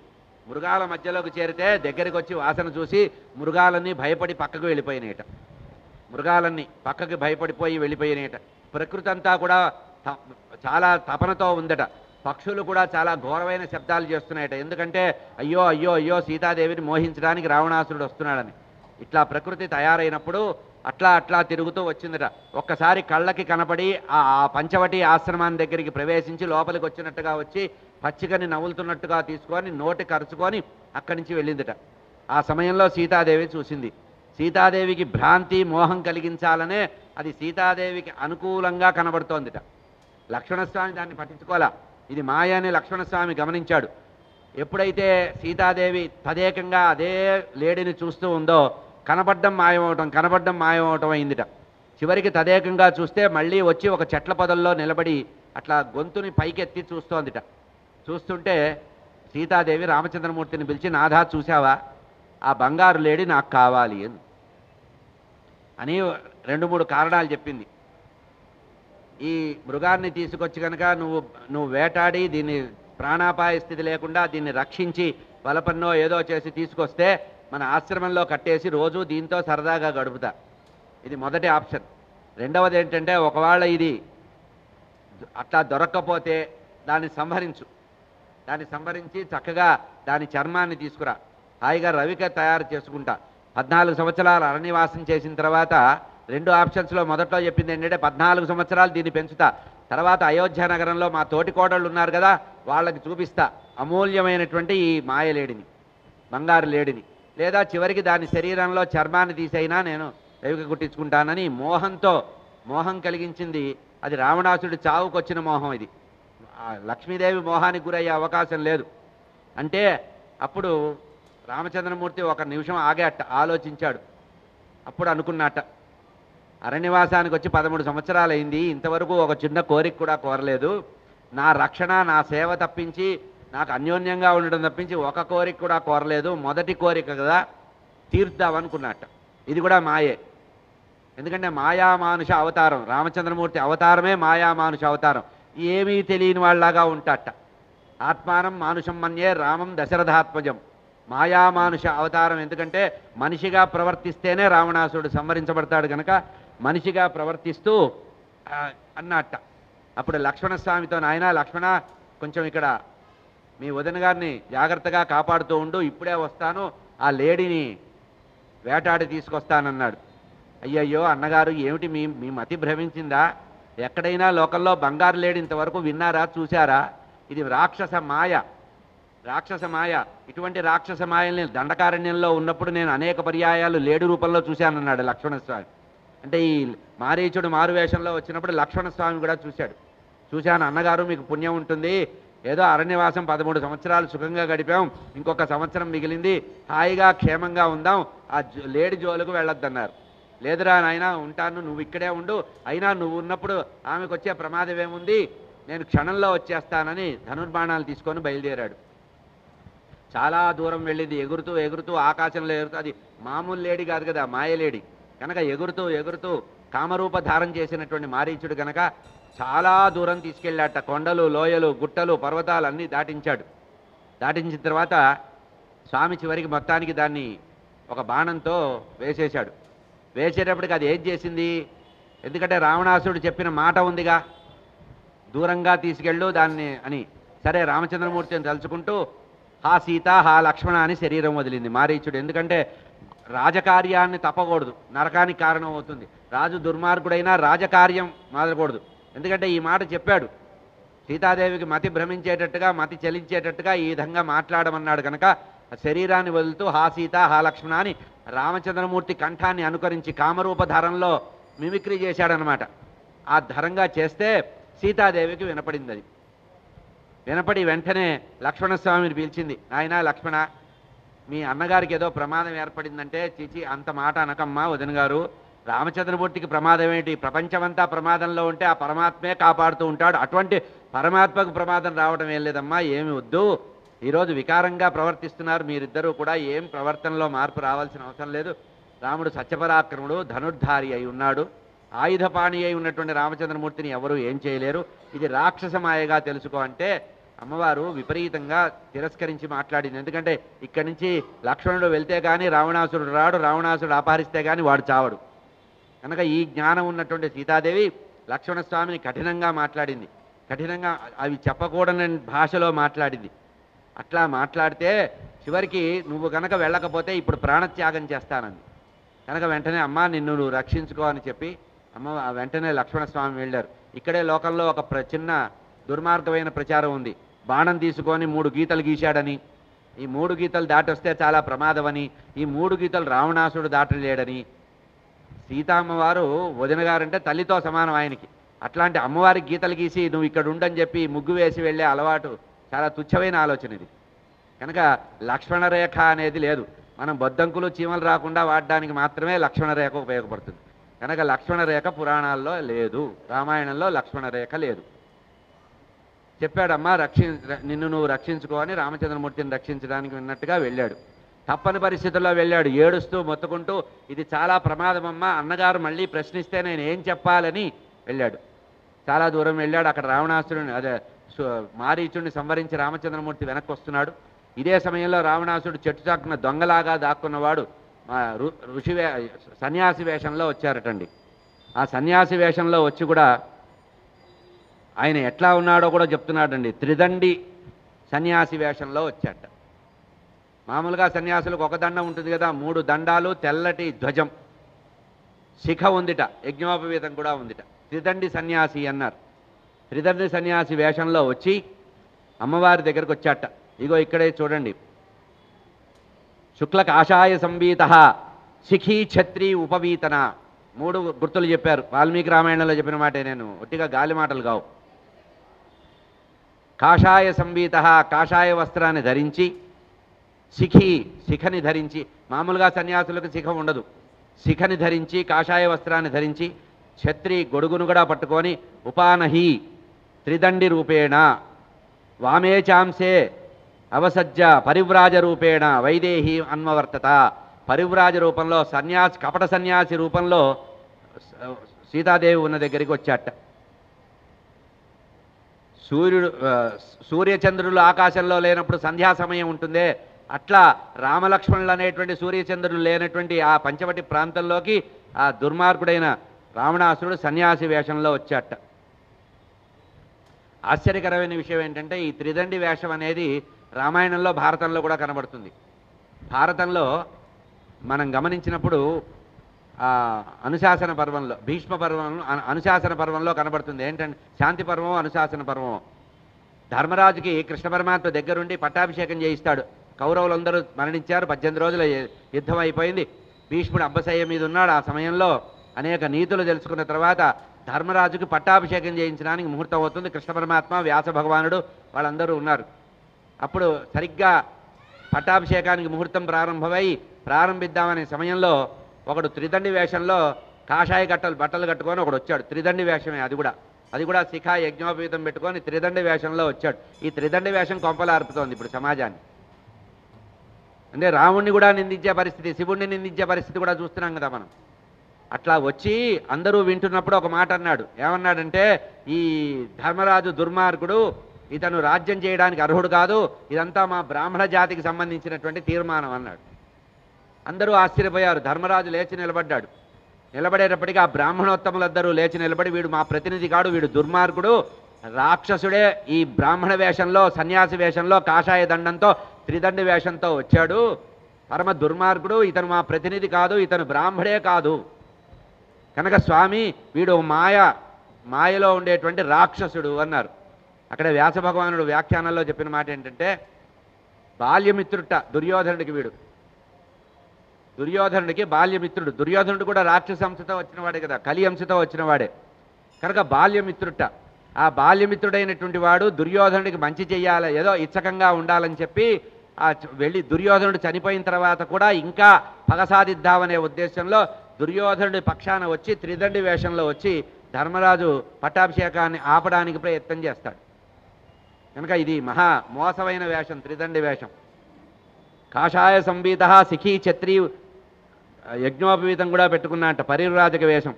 ఇక్కడే చెప్తున్నారు వ్యాఖ్యానంలో, పరివ్రాజకులు సన్యాసులు చాలా రకాలు ఉంటారు. పరివ్రాజక చతుర్విధ 4 రకాల పరివ్రాజకులు ఉంటారట. కుటీచక, బహూదక, హంస, పరమహంసాఖ్య. కుటీచకులు, బహూదకులు, హంసలు, పరమహంసలు. పరమహంసలు అంటే మనకి జగద్గురువులు ఉన్నారు చూసారా, శృంగేరి జగద్గురువులు, కంచి జగద్గురువులు, ఇటువంటి వారు జగద్గురువులు అందరూ కూడా పరమహంస పద్ధతికి వచ్చిన వాళ్ళు. ఇక ఈ త్రిదండ వేషంలో ఉండేటువంటి వాళ్ళు, త్రిదండి 3 కర్రల్ని కలిపి తాడుతో బంధించి తెల్లటి జెండాని పెట్టుకుంటారే వాళ్ళు. త్రిదండి కమండలు జలపాత్ర పాదుకానసిన శిఖా యజ్ఞోపవీతధారిణ కమండలు హస్తాగ్రామే ఏకరాత్రవాసిన. వీళ్ళు ఈ త్రిదండి అయినటువంటి సన్యాసులకు ఉండే నియమం ఏంటంటే, మామూలుగా సన్యాసులకు 7 రోజులు దాటి, మామూలు సన్యాసులకి 7 రోజులు దాటి ఒక చోట ఉండకూడదనే నియమం ఉంటే, ఈ త్రిదండి సన్యాసులకి 1 రోజు దాటి తప్పించి ఎక్కడా ఉండకూడదట, 1 రోజు దాటి అట్లా ఉండాలట. ఇది మనకి యతిధర్మ నిరూపణకు సంబంధించిన విషయం. కనుక ఇక్కడ రావణాసురుడు సీతాదేవిని అపహరించడానికి వచ్చినటువంటి వేషం ఏంటంటే త్రిదండి సన్యాస వేషము. సీతాదేవిని మోసం చేయడానికి వచ్చాడు. ఇట్లా ఎప్పుడైతే రావణాసురుడు పర్ణశాలలోకి ప్రవేశించాడో వెంటనే ప్రకృతి అంతా కూడా ప్రతిస్పందించిందట. అక్కడ ఉండేటువంటి చెట్ల గూళ్ళల్లో ఉండేటువంటి పక్షులన్నీ బయటకు వచ్చి బాగా పెద్దగా అరవడం మొదలుపెట్టాయట. అంటే ఏమిటి, ఎవరన్నా కాపాడండి సీతాదేవిని, దుర్మార్గుడు రావణాసురుడు వచ్చాడు, రక్షించండి రక్షించండి అన్నట్టుగా పక్షులు, మేతమేసేటువంటి మృగాలు కూడా కళ్ళ నిండా నీళ్లు వదిలిపెట్టి ఆహారం తినటం మానేసి కళ్ళ నిండా దుఃఖాన్ని ప్రకటించినాయట. గోదావరి నది కూడా ప్రవాహాన్ని తగ్గించి స్తంభన చేసిందిట. గోదావరి వెళ్ళిపోయే గోదావరి కూడా అట్లా ఆగిపోయిందిట. ఎందుకంటే ఏదైనా ఉపకారం చేద్దాం, ఎవరైనా వచ్చి రక్షిస్తే బాగుండు సీతాదేవిని అని. సీతాపహరణకి ఆ రకంగా తట్టుకోలేకపోయినాయట. ఎప్పుడైతే బ్రాహ్మణ వేషంలో, సన్యాసి వేషంలో, కాషాయ వస్త్రంతో, శిఖా యజ్ఞోపవీతంతో, త్రిదండి వేషంలో వచ్చారో, అమ్మవారికి బ్రాహ్మణులంటే గౌరవం సీతాదేవికి. అందుట్లో సన్యాసి వేషంలో ఉన్నాడు, రంగుగుడ్డ కదా, తెలియకుండా ఎందుకో గౌరవం వచ్చేస్తుంటుంది రంగుగుడ్డ. కలియుగంలో భాగవతంలో కూడా మనకి ఏకాదశ స్కంధం, ద్వాదశ స్కంధంలో వివరించారు. కలియుగంలో కాషాయ బట్టలు కట్టుకొని మోసం చేయడానికి తయారవుతారట. ఎందుకంటే తొందరగా అవతలవాడు బుట్టలో పడాలంటే ఈ రంగు బాగా ఉంటుంది. అందుకనే ఉత్తర భారతదేశంలో అందరూ కాషాయ బట్టలు కట్టుకునే తిరుగుతుంటారు. చూడండి, గమనించండి. మీరు నైమిసారణ్యం కానీ ఎక్కడికైనా వెళితే కాషాయ బట్టలే కనబడుతుంటాయి. పూలు అమ్మేవాడు, పళ్ళు అమ్మేవాడు కూడా కాషాయ వస్త్రం ఇంత పెద్ద పొడుగు పిలక పెట్టుకొని ఉంటాడు. వాడిని చూసి మనం భ్రమపడవలసిన అవసరం లేదు. వాడు వ్యాపారార్థం వచ్చిన బహుకృత వేషం అది. బ్రాహ్మణస్య అతిథిశ్చైవ.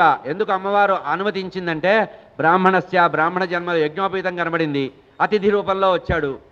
అంతేకాకుండా అనుక్తోహి శతి, ఇక ఏదైనా మనం పెద్దగా కాదు తిరస్కరిస్తే శపిస్తాడేమో అని భయపడుతూ నీవెవరు అని అడిగింది. అంటే ఆయన అడిగాడు నువ్వెవరు అని చెప్పింది ఆమె అబద్ధం లేకుండా. దుహితా జనకస్యాహం మైథిలీస్య మహాత్మనః సీతానాం అస్మి భద్రంతే రామస్య మహిషీప్రియ. ఉన్నదున్నట్టుగా అమాయకురాల్లాగా సీతాదేవి చెప్పింది, నేను జనక మహారాజు మిథిలా నగరాన్ని పరిపాలించే జనక మహారాజు అనేటువంటి మహాత్ముడికి కుమార్తెని, నన్ను సీత అంటారు. మహాపౌరుషవంతుడు ధర్మాత్ముడైనటువంటి సత్యసంధుడైనటువంటి రామచంద్రమూర్తి యొక్క పట్టమహిషిని ఇల్లాల్ని నేను. ఉషిత్వా ద్వాదశ సమా, పాపం అమాయకురాలై మొత్తం చెప్పేసిందండి. ఆయన నువ్వెవరంటే మొత్తం చెప్పేసింది. ఉషిత్వా ద్వాదశ సమాహ ఇక్ష్వాకూనాం నివేశన. వివాహమైన తర్వాత మిథిలా నగరాన్ని నుంచి అయోధ్యానగరానికి వెళ్ళి ఉషిత్వా 12 సంవత్సరాలు అయోధ్యానగరంలో ఉండి దివ్యమైనటువంటి భోగాలను అనుభవించా. భుంజానం మానుషాభోగా, మానవుడైన వాడు ఈ భూమి మీద ఎన్ని భోగాలు అనుభవించాలో ఆ అయోధ్యానగరంలో 12 సంవత్సరాలు అటువంటి భోగాల్ని అనుభవించా. సర్వకామ సమృద్ధిని, అన్ని కోరికల్లో తీర్చుకునే దాన్ని అయ్యాను. ఆ తర్వాత తత్ర త్రయోదశే వర్షే రాజా, 13వ సంవత్సరం, మే పెళ్ళైన తర్వాత 13వ సంవత్సరంలో దశరథ మహారాజు యొక్క భార్య అయినటువంటి కైకేయి యొక్క వరకారణంగా నేను, నా భర్త, నా మరిది ముగ్గురం కలిసి అరణ్యవాసానికి వచ్చాం. ఇది 13వ సంవత్సరం అన్నట్టుగా చెప్పింది. దివ్యమైన భోగాలు అనుభవించినట్టుగా చెప్పింది. మమ భర్త మహాతేజ వయస అని చెప్పి తన భర్త చాలా గొప్పవాడు, మహా తేజస్సంపన్నుడు అని చెప్పింది. అని భర్త గురించి చాలా గొప్పగా చెప్పింది. అంటే ఈ సంఘటన జరిగేటప్పటికీ 41వ సంవత్సరంలో ఉన్నారు. రామచంద్రమూర్తి వయసు 41 సంవత్సరం. అంటే 16 సంవత్సరాలకి పెళ్ళి, తర్వాత 12 సంవత్సరాలు అయోధ్యలో ఉండడం, 28 సంవత్సరాలు అరణ్యవాసంలో 13 సంవత్సరాలు గడిచింది కనుక మొత్తము 41 సంవత్సరాల వయసులో రామచంద్రమూర్తి ఉండగా సీతాపహరణం జరిగింది. కథ వైశ్రవణం దేవం సర్వభూత సమత్కృతం. అప్పుడు సీతాదేవి అంది, అయ్యా ఇంతకీ మీరెవరు అని. స్వామి మీరెవరు అని అంటే, నేను రాక్షసరాజు అయినటువంటి రావణాసురుని చెప్పేశాడు. నిన్ను మోహించి వచ్చాను. అందంగా ఉండేటువంటి నీ రూపాన్ని విని సముద్ర మధ్యంలో లంకానగరం అనేటువంటి స్వర్ణమయమైనటువంటి లంకానగరం ఉంది, అందులో నిన్ను సుఖించదలిచి నీకు సుఖాన్ని కలిగించాలని వచ్చాను. ఈ మానవ మాతృతో నీకేం పని, నువ్వు నా వెంటరా, నిన్ను అపహరించడానికి వచ్చారని చెప్పాడండి. అప్పుడు అమ్మవారు అంటోంది, కథం వైశ్రవణం దేవం సర్వభూత నమస్కృతం భ్రాతరం జ్ఞపదస్యతి. అయ్యా సర్వభూతాలకి సమదృష్టితో చూసి అందరికీ కూడా జ్ఞానాన్ని ఐశ్వర్యాన్ని ఇచ్చే కుబేరుడు యొక్క సోదరుడిని చెప్పుకుంటున్నావు, సిగ్గులేదా అంది. వైశ్రవణుడు యొక్క సోదరుడు కుబేరాయ వైశ్రవణాయ, మనం మంత్రపుష్పంలో చదువుతాం కదా. ఆ వైశ్రవుడు అంటే కుబేరుడు. కుబేరుడు తమ్ముడని చెప్పుకుంటున్నావు, సిగ్గులేదా నీకు? మహాధర్మాత్ముడు, శివభక్తుడు, అటువంటి పరమపుణ్యాత్ముడైనటువంటి ఆ వైశ్రవణుడి పేరు చెప్పడం అనేది నీకు చాలా ఘోరం. నీచకర్మ ఎట్లా చేస్తున్నావు? కుబేరుడు తమ్ముడిగా పుట్టి ఎట్లా చేస్తున్నావు నువ్వు? అందులో నువ్వు రాజుని అంటున్నావు, రాక్షసరాజుని అంటున్నావు, లంకాధిపతిని అంటున్నావు. నీకు నా చేతిలో, మా ప్రభు చేతిలో చావు తప్పదు అనేసింది. అభిగమ్య సుదుష్కృత్మ రాక్షస కామమోహిత జగ్రాహ రావణ సీతాం బుధ రోహిణీమివ. ఈ విధంగా మాట్లాడుతుంటే, అనౌచిత్యంగా మాట్లాడితే, ఇక్కడే వాల్మీకి రామాయణంలో చెప్పినటువంటి విషయం. పర్ణశాల చాలా పెద్దది. ఎప్పుడైతే వీడు అపహరించడానికి వచ్చాడో అమ్మవారు లోపలికి పరిగెత్తిందిట. పరిగెత్తేటప్పటికీ అక్కడ ఉండేటువంటి వస్తువులన్నీ చిందరమందరగా తొక్కేసి తోసేసి అమ్మవారిని పట్టుకోవడానికి వెళ్తే అమ్మవారు యాగశాలలోకి వెళ్ళిందిట. యాగశాల నుంచి భోజనశాలలోకి వెళ్ళింది. అట్లా ఇట్లా తిరిగిందట. చివరికి అనౌచిత్య ప్రసంగం అయిన తర్వాత రావణాసురుడు అమ్మవారిని ఛాయాగ్రహణం చేశాడు. ఇక్కడ అంటే మాకు మామూలుగా ఆలోచిస్తే అభిగ్రామ సుద్రూహ కామమోహితుడైనటువంటి రావణాసురుడు జగ్రాహ రావణ సీతాం బుధ కే, బుధుడు ఏ విధంగా రోహిణీదేవిని శపించగలిగే శక్తి ఉన్నప్పటికి కూడా వాడి సంహారాన్ని దృష్టిలో పెట్టుకొని అమ్మవారు శపించలేదుటండి, ఛాయాగ్రహణం చేశాట. ఇక్కడ మనకి మామూలుగా సందర్భం చదివితే ఏమని అర్థమవుతుందంటే, ఆమె జడని, ఆమె యొక్క వెనక పృష్ఠభాగాన్ని పట్టుకొని అపహరించినట్టుగా మనకు కథ కనబడుతుంది. కానీ వ్యాఖ్యానాల్లో చెప్పిన మాట ఏంటంటే ఛాయాగ్రహణం చేశాడు. నిజంగా ఆమెను ముట్టుకుంటే అప్పుడే వాడు భస్మం అయ్యేవాడు. సీతాదేవి అయోనిజ, భూమిలో నుంచి జన్మించింది కనుక ఆమెను వాడు ముట్టుకోలేడు. ఛాయాగ్రహణం చేశాడు అంటే అర్థం ఏంటంటే, రాక్షస మాయ చేత ఆమె శరీరంలో శిరస్సు భాగాన్ని, పృష్ఠభాగాన్ని, ఇట్లా ఆమె నీడ ఉంటుంది కదా, నీడని పట్టుకున్నాడు. ఛాయాగ్రహణం చేసి అక్కడి నుంచి అపహరించి తీసుకెళ్ళాడు. కనుక మనకి భద్రాచలంలో చూపించినట్టు గుంట లేదు, పర్ణశాలలో ఇప్పటికి కూడా గుంత తీసి చూపిస్తారు వాళ్ళు. గుంత కాదు, గుంత తీయలేదు, ఏం చేయలేదు, ఛాయాగ్రహణం చేశాడు. పిచ్చివాళ్లాగా భ్రమించి ఆమెని పుష్ప విమానంలో ఛాయాగ్రహణం చేత పుష్ప విమానంలో కూర్చో. ఈ ఛాయాగ్రహణం ఎట్లా కుదురుతుందా అంటే మళ్ళీ సుందరకాండలో మీకు కనబడుతుంది. ఛాయాగ్రహణం చేసింది కదా ఒక రాక్షసి, ఆంజనేయ స్వామి ఆకాశంలో వెళ్తుంటే ఛాయాగ్రహణం చేసి నీడని పట్టేటప్పటికి హనుమత్స్వామి కదలకుండా అక్కడికి వచ్చేశాడు. సుడిగుండంలాగా ఛాయాగ్రహణం చేసింది కనుక ఛాయాగ్రహణం అనేది రాక్షసులకి ఉండే మాయ. ఇట్లా వెళుతూ ఉంటే అమ్మవారు విలపిస్తోంది, ఓ వనదేవతల్లారా, పక్షుల్లారా, మృగాల్లారా, రక్షించండి, రక్షించండి.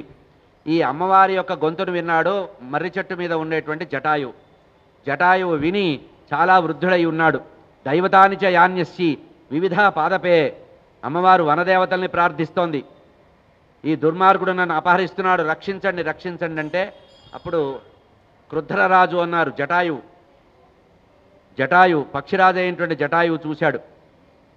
రావణాసుడితో మాట్లాడుతున్నాడు, రావణ, నేను ఇప్పుడు బాగా వృద్ధుణ్ణయ్యాను, అసమర్థుణ్ణయ్యాను, అయినా సీతాదేవిని అపహరిస్తున్నావు. రామచంద్రమూర్తికి నేను మాట ఇచ్చా, ఈ ప్రాంతంలో ప్రవేశించేటప్పుడు ఎప్పుడైనా మీరు కందమూల ఫలాలకు కానీ ఏదైనా వేటకు కానీ వెళ్ళినప్పుడు మీ పరోక్షంలో సీతాదేవిని నేను రక్షిస్తానని రామచంద్రమూర్తికి మాట ఇచ్చాను కనుక నేను నా శరీరంలో ప్రాణం ఉండే వరకు నీతో పోరాడి సీతాదేవిని కాపాడుకునే ప్రయత్నం చేస్తా.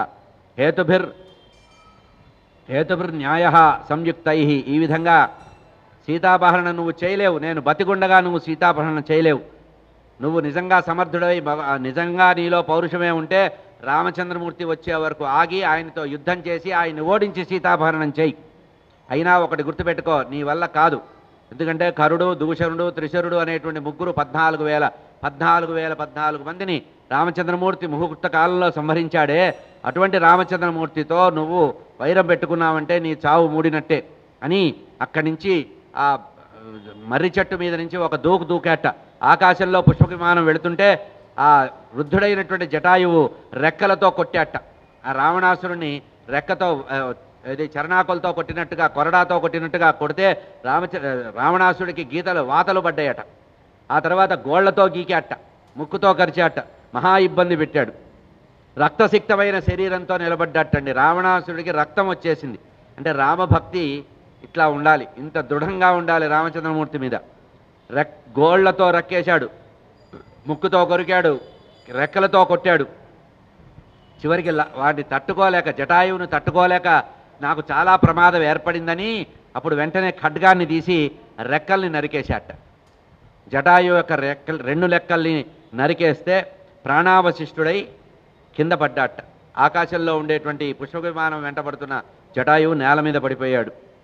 హ్రియమాణాతు వైదేహి కంచిన్నాథం అపశ్యతి దదర్శ గిరిశృంగస్థాన్ పంచవానర పుంగవాన్ తేషాం మధ్యే ఇక్కడే ప్రాణాపాయ స్థితిలో ఉన్నట్ట. సీతాదేవి అనుగ్రహం ఇచ్చిందట. రామచంద్రమూర్తి, లక్ష్మణస్వామి ఇప్పుడు కాకపోతే కొంచెం సేపటికైనా వస్తారు, రాక్షసమాయ నుంచి బయటపడి వస్తారు, వస్తే నా యొక్క జాడ చెప్పే వరకు నువ్వు కొనప్రాణంతో ఉండమని అమ్మవారు ఆశీర్వదించిందిట. ఈ కారణంగా మూలుగుతూ రెక్కలు ఖండించేసినప్పటికి కూడా శరీరం అంతా కూడా రక్త ఖడ్గంతో అట్లా ఇట్లా చీరినప్పటికి కూడా కొనప్రాణంతో శ్వాసతో ఉన్నట్ట. ఇక్కడ ఆ తర్వాత వాడు బయలుదేరాడు, వెళ్ళిపోయాడు. ఇక్కడ ఈ ఘట్టానికి కూడా ఫలశ్రుతి చెప్తున్నారండి. శ్రుత్వా ఖగేశ్వరస్యాపి రక్షసాం ఈశ్వరస్య చ అయోధన మృణానాంచ. ఎవరైతే జటాయు మోక్షము అనేటువంటి కథాన్ని వింటారో వారు భృత్యులైనటువంటి వాళ్ళు, అంటే ఉద్యోగం చేసేవాళ్ళు, ప్రభు దగ్గర సేవ చేసేవాళ్ళు, ఎక్కడైనా చిన్నదిగా పనిచేస్తుంటే ప్రభువుల దగ్గర ఉండేటువంటి రుణాన్ని విముక్తులవుతారట. రుణ విముక్తులయ్యి చక్కటి వైభవాన్ని పొందుతారట. ఆకాశంలో వెళ్ళిపోతుంటే ఋష్యమూక పర్వత ప్రాంతం వచ్చింది. అమ్మవారు చివరికి తన యొక్క పమిట కొంగు అంటే ఉత్తరీయం, పమిట చీర కొంగు కాదు. పూర్వకాలంలో మహారాణులైన వారు ఏం చేసేవారంటే వస్త్రం ధరించిన తర్వాత పైన శాలువలాగా ఒకటి ధరించేవారు, ఉత్తరీయం, పైన ఉత్తరీయం, ఇంకొక ఉపవస్త్రం అన్నమాట. ఆడవాళ్ళు కూడా ఉపవస్త్రాన్ని ధరించేవాళ్ళు. ఇప్పుడు ఉన్న ఒక్క వస్త్రానికే అడ్రస్ లేకుండా పోయింది. ఉపవస్త్రాన్ని అంటే పైన ఇంకొక ఆ ఉత్తరీయాన్ని ధరించేవాళ్ళు. ఆ ఉత్తరీయాన్ని సగం ఖండించి చించేసి అందులో తన యొక్క ఆభరణాలని మూటగట్టి ఎవరైనా భవిష్యత్తులో రామచంద్రమూర్తి సీత అన్వేషణ కోసం వస్తే వాళ్ళకి ఇది నా గుర్తు, నేను జీవించి ఉన్నాను, నన్ను రావణాసురుడు అపహరించాడని చెప్పాలన్నట్టుగా విసిరేసిందిట. ఆకాశంలో నుంచి పుష్ప విమానం నుంచి విసిరేస్తే అది వచ్చి ఋష్యమూక పర్వతం మీద పడింది. ఆ ఋష్యమూక పర్వతం మీద సుగ్రీవుడు దాన్ని గుహలో దాచిపెట్టాడు. ఎందుకంటే ఎవరో స్త్రీ రోధిస్తూ వెళుతోందని. ప్రియమాణాతో వైదేహీం కంచిన్నాదం అపశ్యతి. సరే, రామచంద్రమూర్తి లక్ష్మణస్వామి వేట పూర్తి చేసుకొని తిరిగి వచ్చారు. వచ్చేటప్పటికి ఆ పర్ణశాలంతా కూడా నిర్జీవంగా ఉంది. అక్కడ ఉండేటువంటి వస్తువులన్నీ కూడా చిందరమందరగా ఉన్నాయి. యాగశాలలో కూడా అన్నీ కూడా కలిసివేయబట్టట్టుగా ఉన్నాయి. దుఃఖంతో ఆ అగ్నిదేవుడు కూడా ఉపశమించినట్టుగా ఉన్నాడు. ప్రకృతి చాలా దుఃఖ సాగరంలో ఉన్నది. ఈ సమయంలో రామచంద్రమూర్తి చూసి లక్ష్మణస్వామిని అన్నాడు, నాయన ఏమిట్రా ఇది, సీతాదేవిని విడిచిపెట్టద్దు, రావద్దు అని నేను చెప్పినప్పటికి కూడా, హెచ్చరించినప్పటికి కూడా నా మాట తిరస్కరించి ఇట్లా చేశావు, ఎంత ప్రమాదం జరిగిందిరా నాయన అంటే, అన్నగారు నన్ను క్షమించమని పాదాలను నమ్ముట్టుకొని ఏడిచాట పెద్దగా రోధించాడు. ఏం చేయమంటారు, నన్ను అనరాని మాటలు అన్నది, చాలా ఘోరంగా మాట్లాడింది, ఆ మాటలు ఇప్పటికి కూడా చాలా బాధగా ఉన్నాయంటే, ఇక్కడే రామచంద్రమూర్తి ఒక మాట చెప్పాడు, శాశ్వతంగా గుర్తుపెట్టుకోవాల్సిన విషయం. అయ్యా, బాగా కష్టం వచ్చినప్పుడు ఆడవాళ్ళు పచ్చిబూతులు తిడతారు, మొగుడు కాదు, మామగారు కాదు, దేవుణ్ణైనా తిడతారు. గుళ్ళో దేవుడికి వచ్చి కూడా నీకు బుద్ధి ఉందా లేదా, ఇన్ని టెంకాయలు కొట్టాను ఏం చేసావు, నా పని, దేవుణ్ణి కూడా హెచ్చరిస్తారయ్యా. ఆవేశంలో ఉన్నప్పుడు స్త్రీల మాటలు పట్టించుకోవద్దు, కొట్టింది కదా తిట్టింది కదా అని కాపురం మానద్దు అన్నట్టుగా ఇట్లా అన్నప్పుడు అక్కడే ఉండాల్సింది, నువ్వు బయటికి రాకూడదు. స్త్రీల యొక్క మనసు నీకు పూర్తిగా తెలియలేదురా నాయన, స్త్రీ స్వభావం నీకు తెలియదు అని అంటే, నన్ను క్షమించు అన్నయ్య అని అక్కడి నుంచి సీతాన్వేషణ మొదలుపెట్టారు. కొంచెం దూరం వెళ్ళేటప్పటికి జటాయువు మూలుగు వినపడింది. జటాయు దగ్గరికి ఏమైందయ్యా అంటే, ఇట్లా సీతాదేవిని మీ యొక్క పరోక్షంలో వచ్చి రావణాసుడు అపహరించాడు, తీసుకువెళ్ళాడు. ఎటు వెళ్ళాడన్నాడు, నాకు తెలియదు అన్నాడు. ఈ మాట అంటూ సీతాదేవిని అపహరించబడింది అనే మాట అని శరీరాన్ని వదిలాడు. వెంటనే కృతజ్ఞతాభావంతో రామచంద్రమూర్తి వెంటనే లక్ష్మణస్వామితో చెప్పారు, చూడండి రామచంద్రమూర్తి యొక్క విచక్షణ జ్ఞానం చాలా గొప్పది. ఇంత కష్టంలో ఉండి ఒక పక్కన భార్యని అపహరించిన సందర్భంలో కూడా జటాయువుకి అంత్య సంస్కారం చేయడానికి నిర్ణయించాడు. ఆయన లక్ష్మణ, చక్కగా కట్టెలు సమిధలు అన్నీ తీసుకొని రా, శాస్త్ర ప్రకారంగా నేను మంత్రం చదువుతూ ఉంటా, ఈ జటాయువుకి అంత్య సంస్కారం చేయమన్నాడు. ఇక్కడ భగవంతుడు మన ప్రారంధం ఎట్లా ఉంటుందో చూడండి. సొంత తండ్రికి అగ్ని సంస్కారం చేయలేనటువంటి రామలక్ష్మణులు ఇద్దరు ఒక పక్షికి అగ్ని సంస్కారం చేశారంటే, ఆ జటాయు యొక్క పూర్వజన్మ పుణ్యం అది. ఎవరికి ఏ పుణ్యం ఉంటుందో చెప్పలేం. అంత దశరథ మహారాజు అశ్వమేధ యాగం చేసి పుత్రకామేష్టి చేసి సంతానం పొందితే సాక్షాత్తు వైకుంఠం నుంచి నారాయణమూర్తి భూమి మీదకి రామచంద్రమూర్తిగా వచ్చినా అంత్య సమయంలో దగ్గర లేకపోవడం అనేది ఆయనకి కలిగింది. ఇక్కడ మనం గమనించవలసిన విషయం ఏంటంటే, ప్రతివాడికి కూడా ప్రారంధము ప్రాప్తం అనేది ఒకటి ఉంటుంది. కొంతమంది అంటూ ఉంటారు, అదేమిటంటే అంత గొప్పగా జీవించిన వాడు ఇప్పుడు పరిస్థితి ఎట్లా ఉందంటే, పూర్వార్జితమైనటువంటి కర్మ, అది సత్కర్మ కావచ్చు, దుష్కర్మ కావచ్చు. అట్లా జటాయువుకి రామచంద్రమూర్తి దగ్గరుండి తాను మంత్రాలు చదువుతూ జటాయువుకి అంత్య సంస్కారం చేయించాటండి. అయితే ఇక్కడ జటాయువు ఒక మాట చెప్పాడు, స్వామి రామచంద్ర, నేను ఎక్కువగా మాట్లాడలేను, శరీరంలో నుంచి ప్రాణం బయటికి వెళ్ళిపోతోంది, శ్వాస కూడా బయటికి వెళ్ళిపోతోంది, నువ్వేం బాధపడవలసిన అవసరం లేదు. రావణాసుడు సీతాదేవిని అపహరించిన ముహూర్తము విందోనామ ముహూర్తం. విందము అనేటువంటి ముహూర్తంలో సీతాపహరణ జరిగింది కనుక తప్పకుండా తిరిగి వాడి మాయా ప్రభావం చేత వెళ్ళాడే కానీ తప్పకుండా నీ సీతాదేవిని నువ్వు తిరిగి పొందగలవు, నువ్వు రావణాసుడిని సంహరించగలవు, ఇందులో తేడా లేదు. విందోనామ ముహూర్తోసౌ నచకాకుత్ససౌ బుధం. కనుక విందమనే ముహూర్తంలో వెళ్ళిపోయింది కనుక, సీతా అపహరణం జరిగింది కనుక తిరిగి నువ్వు చాలా తప్పకుండా పొందగలవు అని. అప్పుడు అగ్నికార్యం చేస్తుంటే లక్ష్మణస్వామి ఆ దహన సంస్కారం చేస్తుంటే రామచంద్రమూర్తి బాధపడుతున్నాడు. రాజ్యం భ్రష్టం వనే వాస సీతా నష్టా మృతోద్విజ ఈదృశీయం మమాలక్ష్మి దహేదమపి పావకం. నాయన, తండ్రి మరణించినప్పుడు కానీ, అరణ్యవాసానికి వచ్చినప్పుడు కానీ, రాజ్యం పోయినప్పుడు కానీ నాకు ఇంత దుఃఖం రాలేదురా. భార్యా వియోగం అనేది, భార్య దూరం అయ్యేటప్పటికీ నాకు ఇంత దుఃఖం కలిగింది. ఇటువంటి కష్టంలో లోకంలో ఎవరికీ రాకూడదు అన్నాడు. దురదృష్టం నాకంటే దురదృష్టవంతులు ఎవరు లేరు. ఒకదాని తర్వాత కష్టం తర్వాత కష్టం, కష్టం తర్వాత కష్టం. మొట్టమొదట రాజ్యభ్రష్టున్నయ్యా, ఆ తర్వాత వనవాసం వచ్చింది, ఇప్పుడు సీతాదేవి కూడా వెళ్ళిపోయింది. నా అంత దురదృష్టవంతుడు ఎవరు లేరు అన్నారు. ఈ విధంగా సీతాపహరణం జరిగింది, జటాయువుకు మోక్షం జరిగింది. ఆ తర్వాత రామచంద్రమూర్తి అనేక వనాలు తిరుగుతూ చివరికి శబరి ఆశ్రమానికి వచ్చాడు. శబరి ఆశ్రమానికి వస్తే శబరి తాపసిగా ఉన్నది. గురువులు స్వర్గానికి వెళ్ళిపోతూ ఉంటే నేను కూడా మీతో పాటు స్వర్గానికి వస్తానంటే కాదు, కొద్ది సంవత్సరాలలో రామచంద్రమూర్తి, దశరథ మహారాజు కుమారుడైనటువంటి రామచంద్రమూర్తి వస్తాడు. అతిథి మర్యాద చేయకపోతే ఆశ్రమ ధర్మం దెబ్బతింటుంది కనుక నువ్వు ఈ ఆశ్రమంలో ఇట్లాగే ఉండి రామచంద్రమూర్తి వచ్చిన తర్వాత అతిథి మర్యాద చేసి ఆ తర్వాత నువ్వు శరీరాన్ని అగ్నికి ఆహుతి చేసి మాతో పాటు దివ్యమైనటువంటి లోకాల్లో బ్రహ్మలోకంలో ఉంటావు అంటే ఆ రోజు నుంచి రామచంద్రమూర్తి కోసం ప్రతీక్షిస్తోందిట. ఏ రోజు రామచంద్రమూర్తి వస్తాడా అని మహావృద్ధ అయినటువంటి ఆ శబరి రామచంద్రమూర్తి కోసమే ఎదురు చూస్తోందట. ఇది అరణ్యకాండలో ఉండేటువంటి చివరి సన్నివేశం అండి. ఆమె తాపసి అన్నారు. తాపసి ఇక్కడ వర్ణమేం చెప్పలేదు. కొంతమంది ఏమంటారు గుహుడు చుట్టము, రకరకాల వరసలు కలిపారు. మన వాళ్ళు కట్టుకథలు చెప్పడంలో తెలుగు వాళ్ళు చాలా చాలా గొప్పగా ఉంటారు. తెలుగు వాళ్ళు గుహుడికి ఈమెకితో బంధుత్వం ఉందన్నారు. కాదు, ఈమె తాపసి, చాలా గొప్పదిట. అర్చితోహం త్వయా భద్రే గచ్చకామం యథాసుఖం అనుజ్ఞాతు రామేణ. ఆ రామచంద్రమూర్తి వస్తే కర్రపోటు వేసుకుంటూ వచ్చిందిట. అయితే ఇక్కడే ఒక రహస్యం, మళ్ళీ ఇక్కడ ఇంకో దొంగ కథ చెప్పారు లోకంలో. ప్రతి పండుని రుచి చూసి తీయగా ఉన్న దాచిపెట్టి రామచంద్రమూర్తికి ఇచ్చిందని.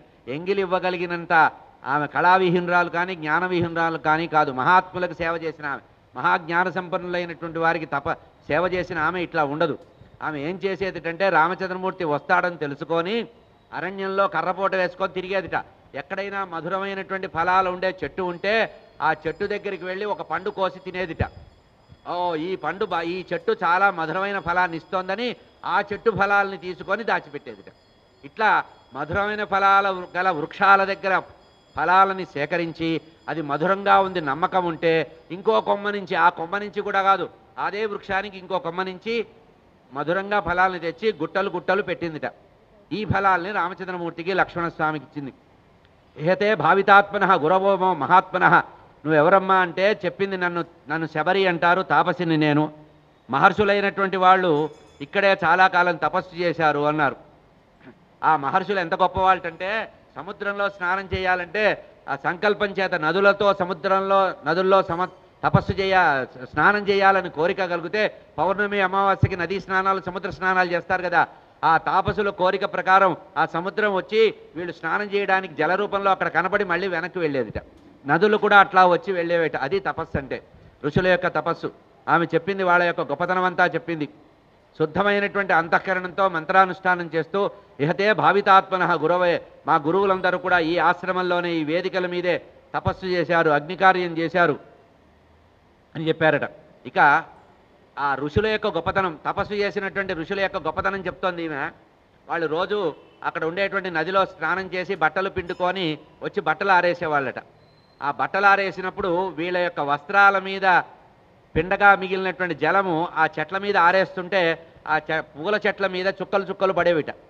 ఏది వాళ్ళు బట్ట పిండినప్పుడు ఆ బట్ట పవిత్రమైనటువంటి వారు ధరించిన వస్త్రాల నుంచి వచ్చిన నీటి చుక్కలతో అక్కడ పుష్పాలకు సంబంధించిన మొక్కలు వచ్చినాయట. ఆ పుష్పాలట వాడిపోవుట. ఏ ఋతువులైనా సరే పుష్పాలు వస్తాయట. ఎందుకంటే ఆ ఋషుల యొక్క తపో మహిమ, వారు బట్టలు ఆరేసిన చోటు. అది చెప్పిందనమాట అర్చితో. కనుక సరే చాలాసేపు మాట్లాడారు. నీ యొక్క తపస్సు ఫలించిందా అన్నారు. అంటే ఆ శబరి చెప్తోంది, అయ్యా ఇన్నాళ్ళు మా తపస్సు ఫలించిందో లేదో అనుమానం ఉంది. ఈరోజు మీ దర్శనం అయింది. మీకు నేను అతిథి మర్యాద చేసి ఆతిథ్యం ఇచ్చే అదృష్టం కలిగింది. ఇప్పుడు నా తపస్సు ఫలించినట్టు నాకు నమ్మకం కలిగింది. కనుక ఒక చిన్న కోరిక కోరుతాను. నేను కోరిన కోరికను తీర్చండి. నేను ఇప్పుడు శరీరాన్ని ఆహుతి చేసుకొని వెళ్ళిపోతా.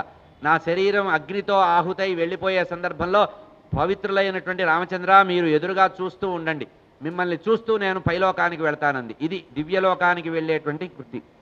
అర్చితోహం త్వయా భద్రే గచ్చకామం యథాసుఖం అనుజ్ఞాతు రామేణ త్వాత్మానం హుతాశన. అగ్నిలో నేను ప్రవేశిస్తాను. నేను అగ్నిలో ప్రవేశించే సందర్భంలో మీరు ప్రత్యక్షంగా ఇక్కడ ఉండాలి. జ్వలత్పావక సంకాశ స్వర్గమేవ జగామహ. మీరు ఈ విధంగా నన్ను అనుగ్రహిస్తే మిమ్మల్ని చూస్తూ దివ్యమంగళ విగ్రహాన్ని చూస్తూ చూస్తూ అగ్నిలో నేను ఆహుతైతే నేను తిరిగి రానటువంటి శాశ్వతమైనటువంటి బ్రహ్మలోకాన్ని చేరిపోతాను, మా గురువుల యొక్క పాద సమూహానికి చేరిపోతాను అని అన్నారట. అమ్మవారు ఆ శబరిమాత అట్లా బయలుదేరింది. ఇదే శబరిమలై. ఇప్పుడు మనం మహామహిమగల ప్రదేశం, శబరి తపస్సు చేసిన ప్రదేశమే శబరిమలై. ఆ మలై అంటే కొండ, శబరి తపస్సు చేసినటువంటి కొండ. వెంటనే అగ్నిని కల్పించుకుందట. యోగాగ్ని సంకల్ప, ఏదో కట్టెలు అగ్గిపుల్ల వెలిగించిందని కాదు, యోగాగ్ని చేత సంకల్పించుకుంటే అగ్ని తయారైందిట. ఆ అగ్నిలో కూర్చుందిట. అతివృద్ధురాలైనటువంటి ఆమె కూర్చుంటే ఆశ్చర్యం ఏంటంటే నవయవ్వనవతిగా మారిందట. అగ్నిలో చేరిపోగానే అగ్ని శరీరాన్ని, పాంచభౌతికాన్ని శరీరాన్ని దహిస్తే వెంటనే దివ్యమైనటువంటి శరీరంతో పైకి వెళ్ళిపోతోందిట. ఆ రకంగా దివ్యలోకాలకి శబరి వెళ్ళిపోయింది. ఆ తర్వాత శబరి ఒక మాట చెప్పింది, రామచంద్ర, భార్యావియోగంతో నువ్వు చాలా బాధపడుతున్నావు, నీకు ఒక చిన్న సూచన చేస్తాను. ఇక్కడి నుంచి కొంచెం దూరం వెళితే ఋష్యముఖ పర్వతం ఉంది.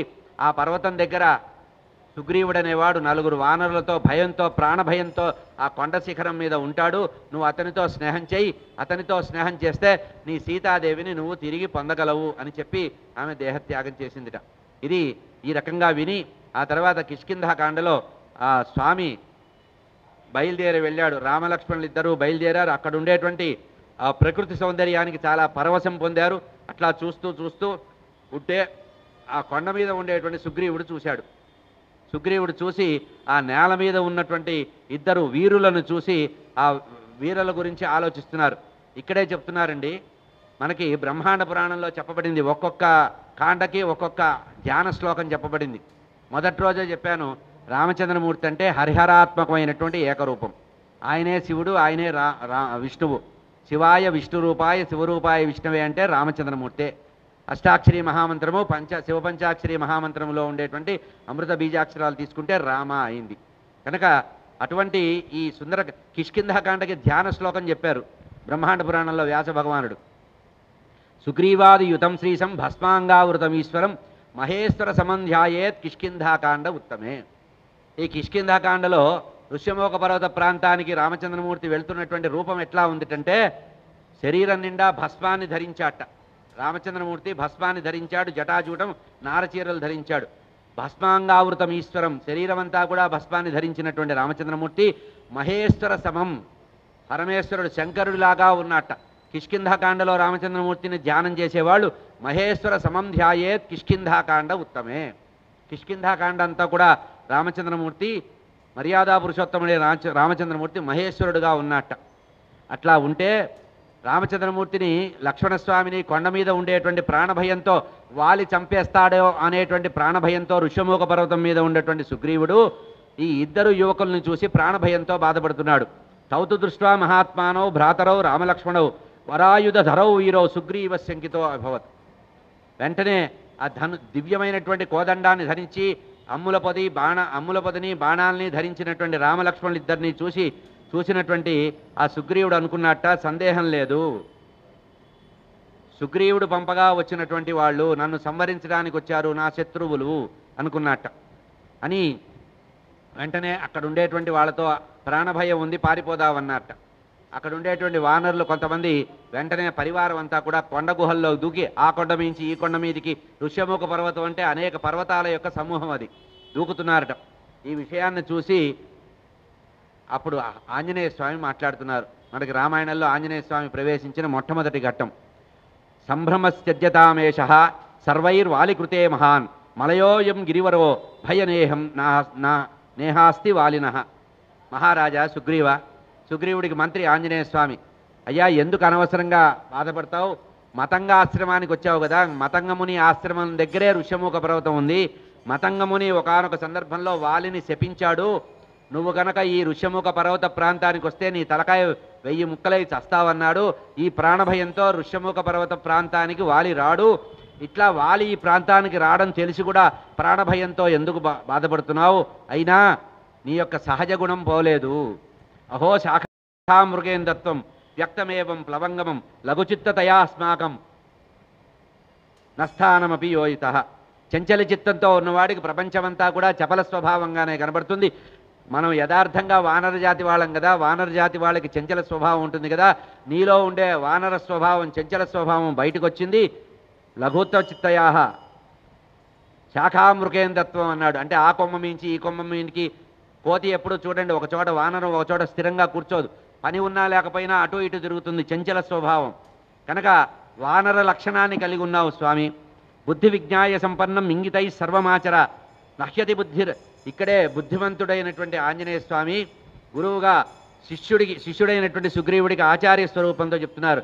భయం లేకపోయినా భయాన్ని కల్పించుకొని భయపడేవాడు మూర్ఖుడు. అసలు యథార్థంగా ఇక్కడ భయ సంఘటన లేదు, కానీ భయాన్ని నువ్వు కల్పించుకొని ఆ భయంతో భయపడుతున్నావు. భయాన్ని కల్పించి భయంతో భయపడుతున్నావు. ఇంగిత జ్ఞానం లోపించింది. విషయాత్మకం చాలా గొప్పది, రాజనీతిని గమనించు.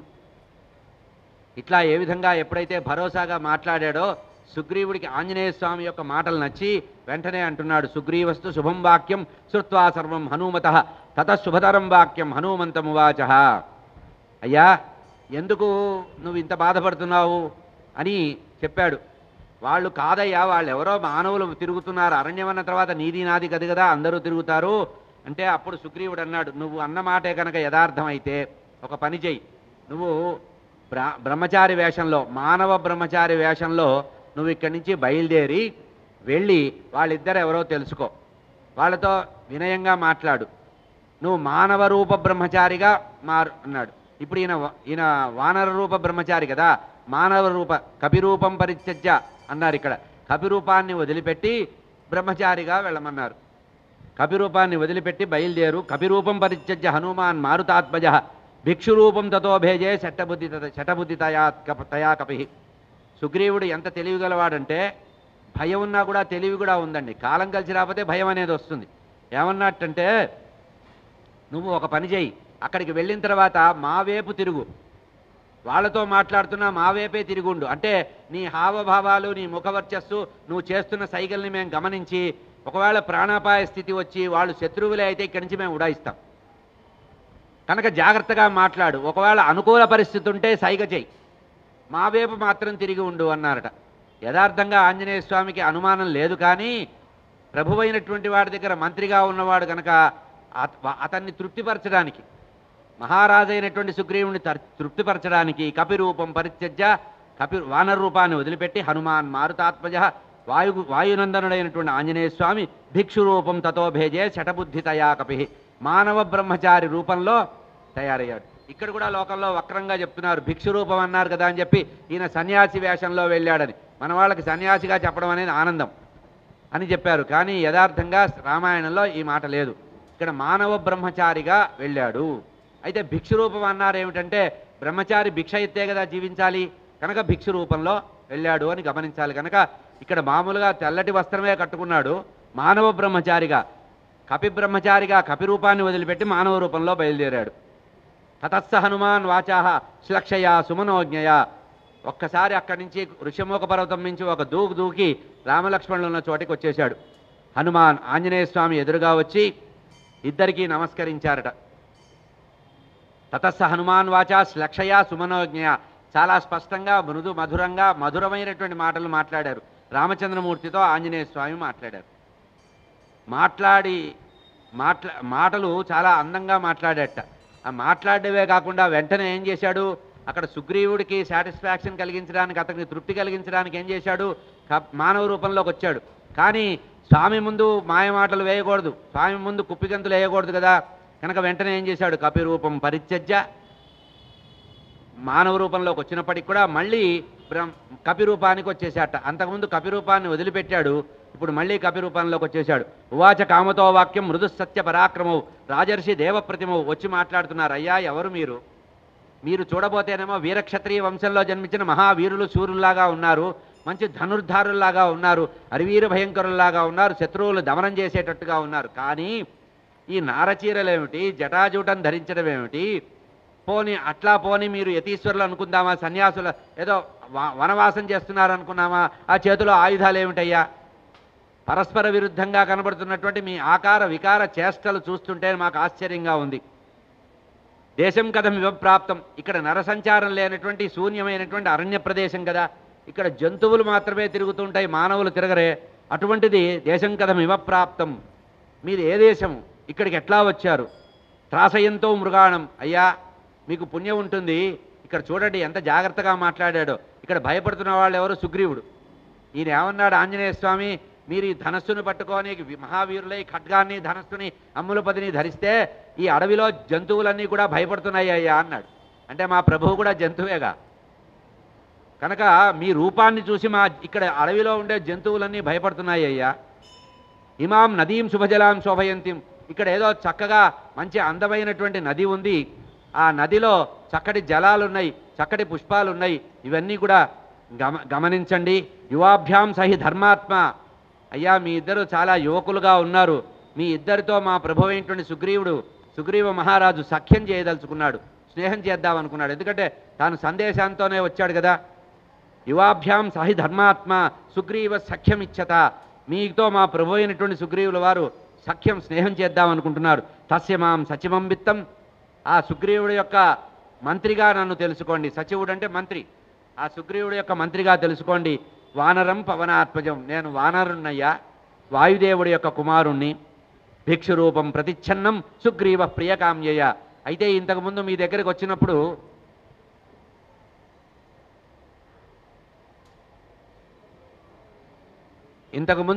వచ్చినప్పుడు నేను భిక్షు రూపంలో మానవ రూపంలో వచ్చాను కదా.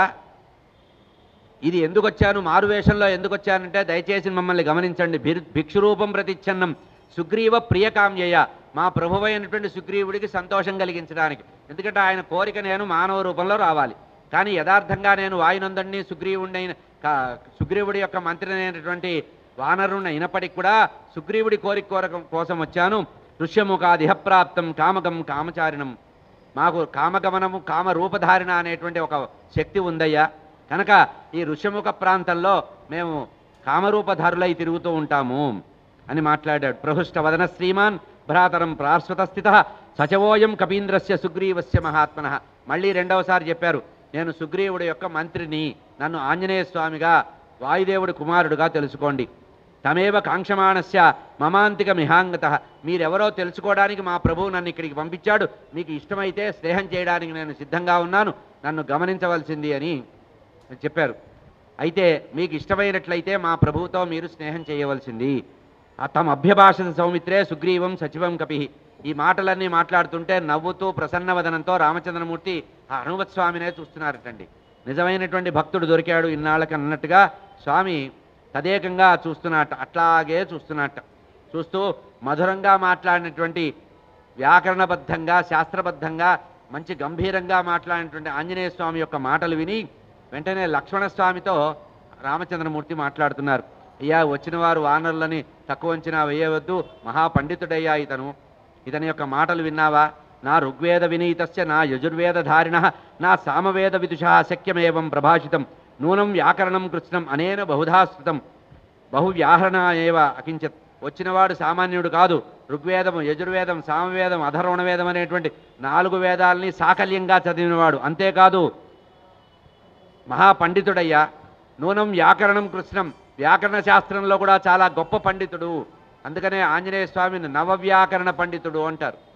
నవవ్యాకరణ పండితుడు. ఈ ఘట్టాన్ని ఎందుకు ఈరోజు ఎక్కువగా చెప్తున్నాను, మొత్తం రామాయణం పూర్తి చేయలేం కనుక ఈరోజు చివరి రోజు కనుక ప్రధానంగా ఎందుకు చెప్తున్నానంటే, ఈ సంవత్సరము శని ప్రభావం బాగా ఉంటుంది కనుక శని యొక్క ప్రభావాన్ని తగ్గించుకోవాలంటే ఆంజనేయ స్వామి యొక్క ఉపాసన చేయాలి. ఆంజనేయ స్వామి సింధూరం ధరించడము, ఆంజనేయ స్వామి దేవాలయంలో ప్రదక్షిణాలు చేయడం, హనుమాన్ చాలీసా చదవడం, మన్యు సూక్తంతో అవకాశం ఉంటే ఆంజనేయ స్వామికి అభిషేకం చేయడం లాంటివి చేయాలి. హనుమత్ స్వామి ఎందుకంటే తెల్లవారితే మనకు శ్రీరామనవమి, రామచంద్రమూర్తి కరుణాకటాక్షం ఉండాలంటే హనుమత్ స్వామి యొక్క స్తుతి ముఖ్యం. రామచంద్రమూర్తి పొగుడుతున్నాడు, అయ్యా 4 వేదాలు సాకల్యంగా చదివినవాడు, వ్యాకరణ పండితుడు. నూనం వ్యాకరణం కృష్ణం అనేన బహుధాశ్రుతం. కేవలం వేదము వ్యాకరణము శాస్త్రమే కాదయ్యా, అనేకమైనటువంటి శృతులు గొప్ప గొప్ప శాస్త్ర గ్రంథాలన్నీ చదివినవాడుగా ఉన్నాడు. బహు వ్యాహరత అనేవా, అనేక మందితో వాదించినటువంటి పద్ధతి కూడా ఉంది. ఇతను ఇంతసేపు మాట్లాడితే ఇతని మాటలో ఒక అపశబ్దం, ఒక అక్షరం కూడా లేదు. అపశబ్దం పదం కాదు, వాక్యం కాదు, ఒక అక్షరం కూడా ఉచ్చరించడంలో కూడా లోపం లేదు. నాతి దీర్ఘి అంటే ఎక్కువగా సాగదీసి మాట్లాడడం కానీ, ఒత్తులు లేకుండా మాట్లాడడం కానీ. ఇప్పుడు మనం సమాజంలో చూస్తున్నవన్నీ ఒత్తులన్నీ తీసి గుళ్ళో దేవుడికి ఒత్తులు వెలిగిస్తున్నారు. భాషలో ఉండే ఒత్తులన్నీ తీసి కుందిలో వేసి వెలిగిస్తున్నారు మన వాళ్ళు. ఒత్తులు పలకడం లేదు. ఒత్తులు పలకకపోతే సరస్వతీదేవికి అపకారం చేసినట్టు గుర్తుపెట్టుకోండి. అమ్మవారు అక్షరస్వరూపిణి. చెప్తున్నారు ఇక్కడ, నాయన అన్యేన స్వచిత గాత్రేషు ఇక అతని ఉచ్చారణ బాగుంది, అతని భాష బాగుంది, అతని వ్యవహారం బాగుంది, అతని యొక్క పద్ధతి బాగుంది, వినయం బాగుంది, వివేకం బాగుంది, కార్య విజ్ఞత బాగుంది, కార్య సాధన చేసేటువంటి పద్ధతి ఉంది. ఇటువంటి మంత్రి ఏ రాజుకుంటాడో ఆ రాజు అదృష్టవంతుడయ్యా అన్నాడు. ఇక ఇతను మాట్లాడుతుంటే ఎట్లా ఉందో చెప్తున్నాడు. అవిస్తరం అవిసందిగ్ధం, విస్తరించి మాట్లాడటం లేదు, అస్పష్టంగా మాట్లాడటం లేదు. అవిలంబితం, చెప్పవలసిన విషయాన్ని సాగదీసి చెప్పడం లేదు. అధ్రువం, ఎక్కువగా ఊనిక అనవసరంగా పదాలని ఒత్తటం లేదు. ఏ అక్షరం ఎక్కడి నుంచి రావాలో ఆ అక్షరం అక్కడి నుంచి వస్తుంది. మన శరీరంలో కొన్ని అక్షరాలు నాభి నుంచి వస్తాయి, కొన్ని హృదయం నుంచి వస్తాయి, కొన్ని కంఠం నుంచి వస్తాయి, కొంచెం తాలువుల నుంచి వస్తాయి, కొన్ని దంతాల నుంచి వస్తాయి, కొంచెం పెదవుల నుంచి వస్తాయి, కొన్ని నాసిక అనునాసికాలు అంటారు, ముక్కు నుంచి వస్తాయి. ఏ అక్షరము ఎటు నుంచి ఎట్లా ఉచ్చరించాలో అటువంటి ఉచ్చారయతి కళ్యాణిం వాచాం హృదయహారిణీం, అవతలి వారి యొక్క హృదయాన్ని ఆకర్షించి అవతలి వారి మనసును దోచుకునేటట్లుగా ఇతని భాష ఉంది. సంస్కార క్రమసంపన్నాం, ఇతని అక్షరాలను ఎట్లా పేర్చాడంటే సంస్కార క్రమసంపన్నంగా, ముందు వినయంగా విధేయంగా చాలా మన్ని ప్రసన్నం చేసుకుంటూ మాట్లాడాడు. తర్వాత తన ప్రభువు గురించి చెప్పాడు, తాను వచ్చిన పని ఏమిటో చెప్పాడు, తన ప్రభువు భయపడుతున్న విషయం చెప్పాడు. దాచిపెట్టకుండా ఉన్నది ఉన్నట్టుగా హృదయావిష్కరణ చేశాడు, హృదయపూర్వకంగా మాట్లాడాడు. ఇతని మాట ఎట్లా ఉందో చెప్తున్నాడు. మనం కూడా ఎవరితోన్నా మాట్లాడితే, ఎక్కడైనా ప్రజెంటేషన్ చేసినా ఏదైనా చేసినా ఇట్లా ఉండాలి. కార్పొరేట్ ఫీల్డ్లో దీన్ని బాగా అనుసరిస్తారు. అనయా చిత్రయా వాచ త్రిస్థాన వ్యంజన స్థిత, పదచిత్రాలు వేసినట్టుగా ఉందిట. ఇతను మాట్లాడుతుంటే ఒక క్యాన్వాస్ మీద పెద్దగా అవుట్లైన్తో స్కెచ్ వేసినట్టుగా ఉందిట. వాక్య చిత్రణ, పదచిత్రాలు వేసినట్టుగా ఉందిట. అంటే అక్కడ సుగ్రీవుడు ఎవరు, సుగ్రీవుడు ఎట్లా ఉంటాడు, అతను ఎట్లా భయపడుతున్నాడు, ఆ ఋష్యశృంగ ప్రవర్తన ఎట్లా ఉంది, అతనికి ప్రమాదం ఎట్లా ఏర్పడింది, ఇదంతా కూడా మొత్తము చిత్ర రూపంలో అనయా చిత్రయా వాచ, తన వాక్కు ద్వారా చిత్రరూపణ చేశాడు. ఏవం విధో యస్య దూతో న భవేత్, ఇటువంటి దూత ఉన్నవాడికి ప్రమాదం జీవితంలో రాదు. సిద్ధ్యంతి కథం తస్య, ఇటువంటి మంత్రి ఉన్నటువంటి దూత ఉన్నటువంటి రాజుగారికి సర్వసుఖాలు కలుగుతాయి, జయం కలుగుతుందయ్యా. ఏవం గుణైర్గుణైర్యుక్త యస్యస్సు కార్యసాధన తస్య సిద్ధ్యంతి సర్వార్థ దూతవాక్య ప్రచోదిత, ఇటువంటి దూత ఉంటే యజమానికి కార్యభంగం జరగదు. కనుక చాలా గొప్పవాడు నాయన అని ఒక మాట చెప్పారు. జాగ్రత్తగా మాట్లాడు, నిర్దోషంగా మాట్లాడినటువంటి ఇతని దగ్గర భక్తితో మాట్లాడు, ప్రభుభక్తి పరాయణుడు, సత్యనిష్ట గలవాడు. యథా బృహిషి హనుమాన్ సుగ్రీవ వచాదిహ, వెంటనే లక్ష్మణస్వామితో ఈ మాట చెప్పి, అంతవరకు లక్ష్మణ లక్ష్మణ అన్నవాడు కాస్త ఇప్పుడు ఏం చెప్తున్నారంటే సుమిత్రానందన అని అన్నాడు. రామచంద్రమూర్తి లక్ష్మణస్వామిని పిలిచేటప్పుడు లక్ష్మణ లక్ష్మణ అని పిలుస్తాడు కదా, ఇప్పుడు ఏం పిలిచాడంటే నాయన సుమిత్రానందన అన్నాడు. అంటే మాటల ద్వారా మైత్రిని వృద్ధి చేసుకునేటువంటి సుమిత్రాదేవి యొక్క కుమారుడా అని. అంటే తల్లి గుణాన్ని ఇప్పుడైనా నిలబెట్టుకోరా, కోపం వచ్చి ఎక్కువగా మాట్లాడుతుంటావు.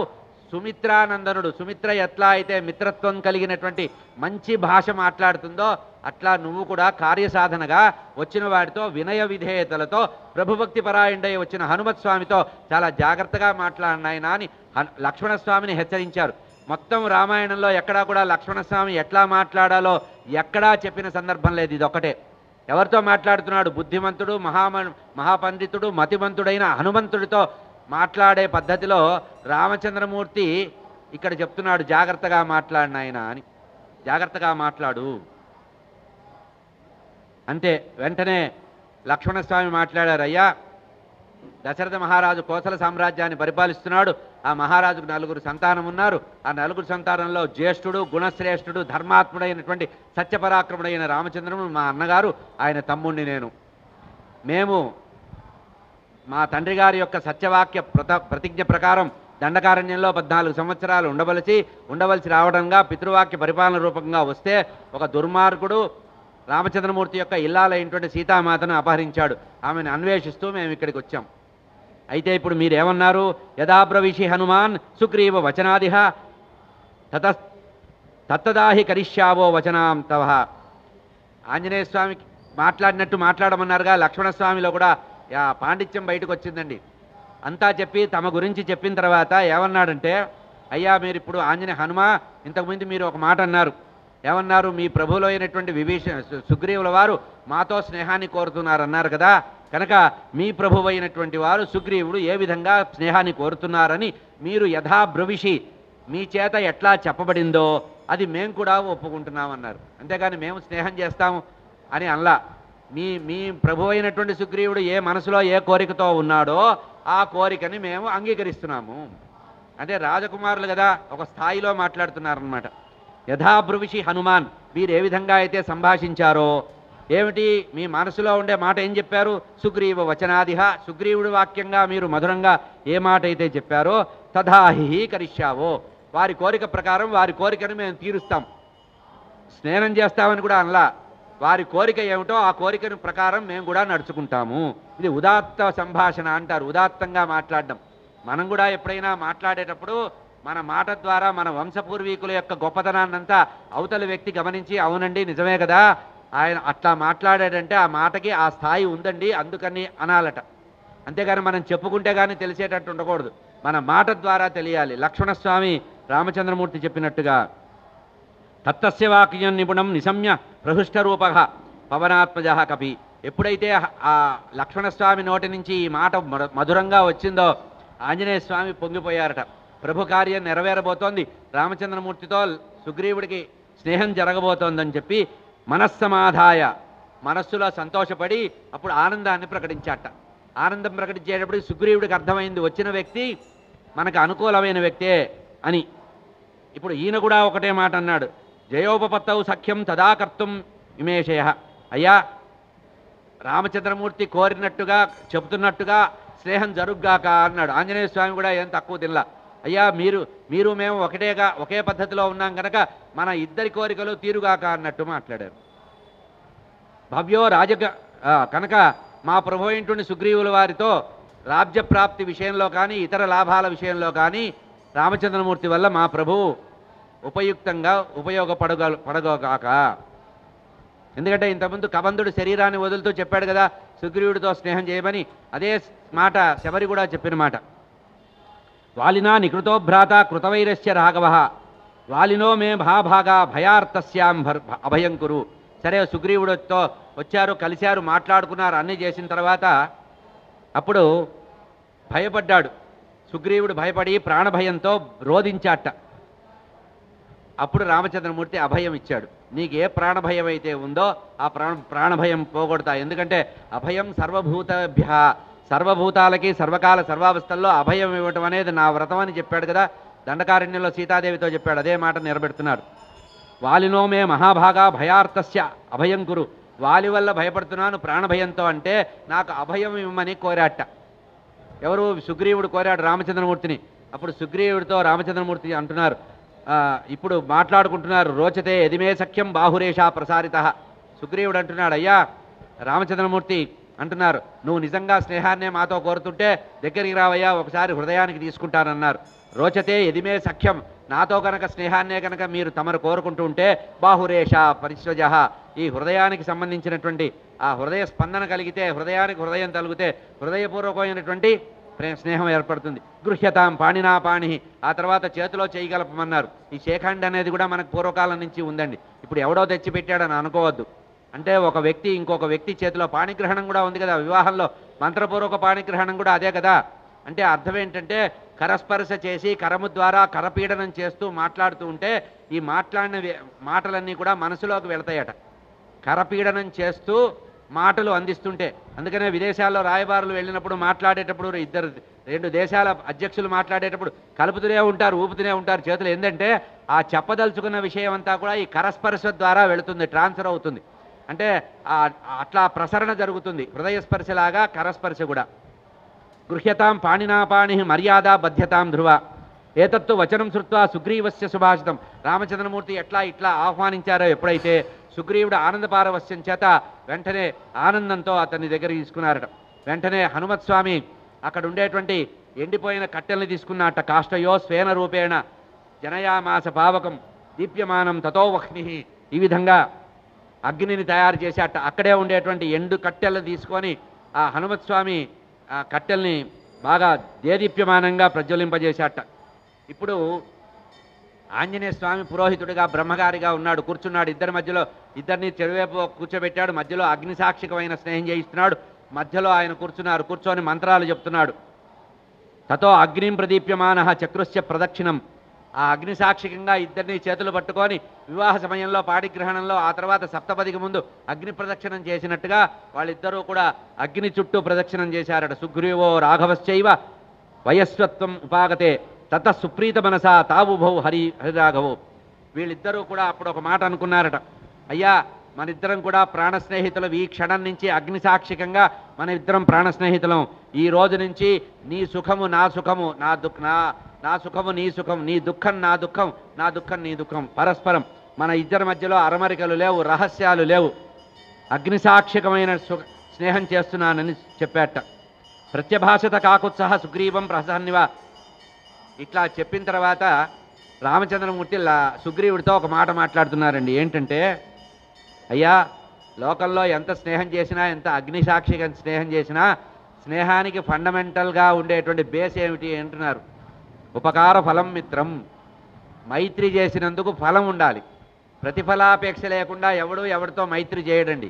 మనం ఏదో ప్రాణమిత్రుడు అయ్యో అయ్యో అంటూ ఉంటాం, కానీ అది ఉండదు. ఇక్కడ రామచంద్రమూర్తి చెప్తున్నారు, ఉపకార ఫలం మిత్రం. ఒక వ్యక్తితో మనం స్నేహం చేశామంటే అందులో ఏదో ఒక ఉపకారం ప్రతిఫలాన్ని పొందాలనే. కనుక ఉపకార ఫలం మిత్రం విదితం మే మహాకపే వాలినంచు వధిష్యామి. నీవు నాకు అగ్నిసాక్షిగా స్నేహం చేశావు గనక నీ మనస్సులో ఉండే కోరికని ఫస్ట్ నేను తీరుస్తా అని ప్రతిజ్ఞ చేశాడు. వాలినంతు వధిష్యామి. నీ దుర్మార్గుడై నీ ప్రాణహాన్ని తలపెట్టి నీ భార్యని అపహరించిన కిరాతకుడు దుర్మార్గుడైనటువంటి పరభార్యాపహారణ చేసినటువంటి వాలిని సంహరిస్తా. నీకు నాకు స్నేహానికి కామన్ ఫ్యాక్టర్ ఏమిటి? నాకు ఒకడు భార్యను ఎత్తుకెళ్ళాడు, నీకు ఒకడు భార్యను ఎత్తుకెళ్ళాడు. కనుక సమ ఉజ్జీవుల యొక్క స్నేహం బాగా నిలబడుతుందటండి. కోటీశ్వరుడితో స్నేహం చేస్తే మన చేత వెట్టి చాకరీ చేయించుకుంటాడు. సమవైన వాడు స్నేహం చేస్తే ఆ గౌరవ మర్యాదలు కలిగి ఉంటాయి. కనుక ఇక్కడ చెప్తున్నాడు, ఉపకార ఫలం మిత్రం విదితం మే మహాకపి. ఓ మహాకపే సుగ్రీవ, ఉపకారం అనేదే ఊపిరిగా మైత్రి అనేది ఉంటుందని నాకు తెలుసు. కనుక వాలినంతు వధిష్యామి. వెంటనే వాలిని సంహరిస్తా. వాలిని ఎందుకు సంహరిస్తున్నారు? రీజన్ చెప్తున్నారు. కారణం లేని రామచంద్రమూర్తి ఎవరికి అపకారం చేయడు. అందుకనే రామచంద్రమూర్తిలో ఉండే పరాక్రమాన్ని సత్యపరాక్రముడు అన్నారు. కారణం లేకుండా ఒక మాట అనడు, ఒక పని చేయరు. తవ భార్యాపహారిణి అయినటువంటి వాలిని సంహరిస్తా. నీ భార్యని అపహరించినటువంటి దుర్మార్గుడైన వాలిని సంహరిస్తా. ఎందుకు? నీతో స్నేహం చేసిన ఇచ్చకానికి కాదు.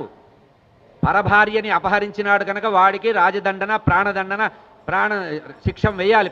ఉరి శిక్ష లాంటిది వేసి తీరవలసిందే. అమోఘే సూర్య సంకాశ మమేమే నిష్టాశిర. చూసావా, నా అమ్ముల పదిలో మంచి వాడి అయినటువంటి బాణాలున్నాయి, ఈ బాణాలతో సంహరిస్తా అన్నారు. అనేటప్పటికీ, అయ్యా, ఇంతకీ మా సీతాదేవిని అపహరించిన రావణాసురుడు ఎక్కడుంటాడో తెలుసా చెప్పమన్నారు. ఇంత అయిపోయిన తర్వాత ముచ్చట్లు పెట్టుకుంటున్నారు ఇద్దరు. ఇక్కడే అందంగా చెప్పారండి. చందన వృక్షం అని నరికి వేశాట ఆసనంగా ఆంజనేయ స్వామి. చందన వృక్షాన్ని వేసి కూర్చోమన్నట్ట రామచంద్రమూర్తిని. అట్లా కూర్చుంటే అప్పుడు వెంటనే సుగ్రీవుడు ఒక మాట అన్నాడు. అయ్యా, కొద్ది కాలం క్రితము ఆకాశంలో ఎవరో చాలా బాధపడుతూ ఒక స్త్రీమూర్తి వెళ్ళి ఒక మూటలో నగలన్నీ కూడా మూట కట్టి విసిరేసింది. ఈ ఋష్యముఖ పర్వతం మీద పడింది. ఇల్లాలు బాధపడుతూ రోదిస్తూ వెళుతోంది. అవి బహుశా సీతాదేవే కావచ్చు, నాకు తెలియదు. మీ ఇల్లాలు కావచ్చు. ఒక్క నిమిషం ఆగండి, నా దగ్గర నగల మూట ఉంది, మీరు గుర్తుపడితే దాన్ని బట్టి సీతాన్వేషణ చేద్దామన్నట్ట. అక్కడేమో ఆయన చేసిన ప్రతిజ్ఞ ఏమో వాలి వధ. ఈయన చేసిన ప్రతిజ్ఞ ఏంటంటే సీతాదేవిని తిరిగి ఎక్కడుందో చూస్తానని. వెంటనే వెళ్ళాట, గుహలోకి వెళ్ళాట. చూడండి, సుగ్రీవుడు చాలా గట్టివాడండి. ఏదో అమాయకుడుగా పిచ్చివాడుగా అనుకుంటాం. రామాయణంలో గమనిస్తే సుగ్రీవుడు చాలా గొప్పవాడు. అందుకనే సుగ్రీవాజ్ఞ అంటారు. ఎవరైనా కఠినమైనటువంటి మాట మాట్లాడితే, తిరుగులేని మాట మాట్లాడితే సుగ్రీవాజ్ఞ అంటారు. సుగ్రీవుడు అక్కడే ఉండేటువంటి వానరుల మధ్యలోనే ఆ నగలు మూట సంపాదించినప్పటికి కూడా అది భద్రంగా దాచిపెట్టాట, ఎవరికి తెలియదుట. ఒక గుహలో లోకల, అంటే లాకర్లో దాచిపెట్టినట్టుగా ఒక గుహ లోపల దాచిపెట్టాట. ఒంటరిగా తాను వెళ్ళి ఆ నగల మూటను తెచ్చి రామచంద్రమూర్తి ఎదురుగా పెట్టాట. రామచంద్రమూర్తి నగల మూటని విప్పి చూసి అందులో ఆభరణాలను చూసి కళ్ళనీళ్లు పెట్టుకొని రోధించాట. పక్కనే ఉండేటువంటి లక్ష్మణస్వామితో చెప్పాట, నాయనా చూశావా మీ వదిన గారి కేయూరాలు భుజకీర్తులు మొదలైనటువంటి నగలు నాయన చూసి గుర్తుపట్టు అన్నట్ట. అప్పుడు లక్ష్మణస్వామి కన్నీళ్లు పెట్టుకొని, క్షమించు అన్నగారు, మా వదిన గారి ఆభరణాలను నేను గుర్తుపట్టలేనన్నట్ట. ఇది కుటుంబ ధర్మం. కుటుంబంలో వాయు వరుసలు ఎట్లా ఉండాలి అనేది సనాతనమైన వైదిక ధర్మంలో, ఇంకా ఏ మతంలో కూడా ఈ వైదిక ధర్మంలో ఉండే ధర్మం కనబడదు. లక్ష్మణస్వామి అంటున్నాడు, వదిన గారి నగల్ని నేను గుర్తుపట్టను అన్నగారు, క్షమించండి. నాహం జానామి కేయూరే నాహం జానామి కుండలే నూపురే త్వభిజానామి నిత్యం పాదాభిదర్శన. అమ్మవారి యొక్క పాదాలకు ఉండేటువంటి కాళ్లకుండే పట్టగొలుసులు, కాళ్ళ గజ్జలు మాత్రమే, నూపురాలు మాత్రమే గుర్తుపడతా. ఎందుకంటే ఆమె శరీరాన్ని నేను ఎప్పుడూ తేరిపారా చూసింది లేదు. మాకు మాతృ సమానురాలు వదినవారు కనుక రోజు ఆమె పాదాలకు వందనం చేసేవాడిని కనుక ఆమె పాదాలకుండే నూపురాల్ని మాత్రం గుర్తుపడతా. నాహంజానామి కేయూరాల్ని గుర్తుపట్టను. చెవులకు వేసుకున్న కుండలాల్ని గుర్తుపట్టను. నూపురేత్వభర ఆమె కాళ్లకు వేసుకున్నటువంటి కాళ్లకుండే గజ్జలు మాత్రమే గుర్తుపడతాను. ఎందుకు? ఇది కూడా ఎట్లా గుర్తుపడతావంటే నిత్యం పాదాభివందనాత్. రోజు తల్లి రూపంలో ఉండేటువంటి వదిన గారి పాదాలకు నమస్కరించే సమయంలో అవి గుర్తుపడతారు అన్నారు. ఇది కుటుంబ ధర్మం.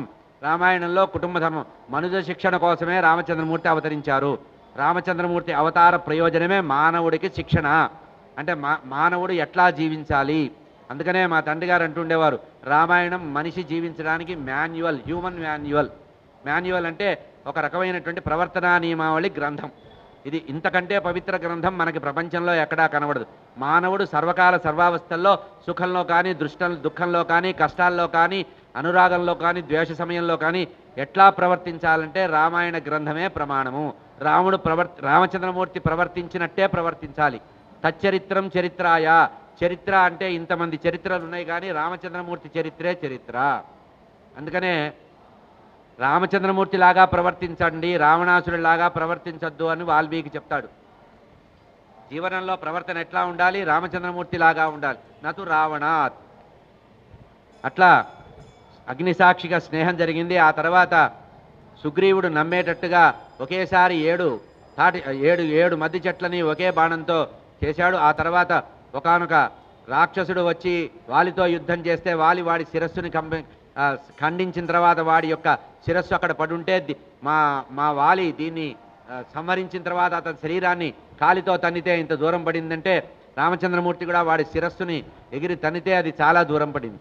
ఇట్లా నమ్మకం కలిగించి మిత్రుడు ఎప్పుడైనా ఏదైనా సందేహం కలిగితే ఆ సందేహాన్ని నివారించవలసిన అవసరం ఉంది కనుక సందేహ నివారణ చేసి ఆ తర్వాత వాలి వధ కూడా చేసి వాలి బాధపడుతుంటే వాలిని ఎందుకు వధించాడో కారణం కూడా చెప్పి ఆ వాలి వధ అంతా చెప్పిన తర్వాత వెంటనే లక్ష్మణస్వామిని పిలిచాడు.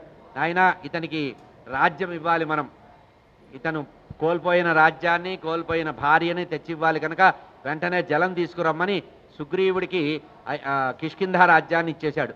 ఇచ్చిన ఆయన కిష్కింధకి పట్టాభిషేకం చేసుకుంటే స్వామి మీరు కూడా రావాలి, మీ సమక్షంలో నేను చేసుకుంటానంటే నేను పితృవాక్య పరిపాలన అనేటువంటి ఒక నియమంలో ఉన్నాను, అరణ్యం తప్పించి నగరాల్లోకి రాను, కిష్కింధ రాజధానిలోకి వస్తే నా వ్రతం తప్పినట్టు అవుతుంది కనుక వెళ్ళి రమ్మంటారు.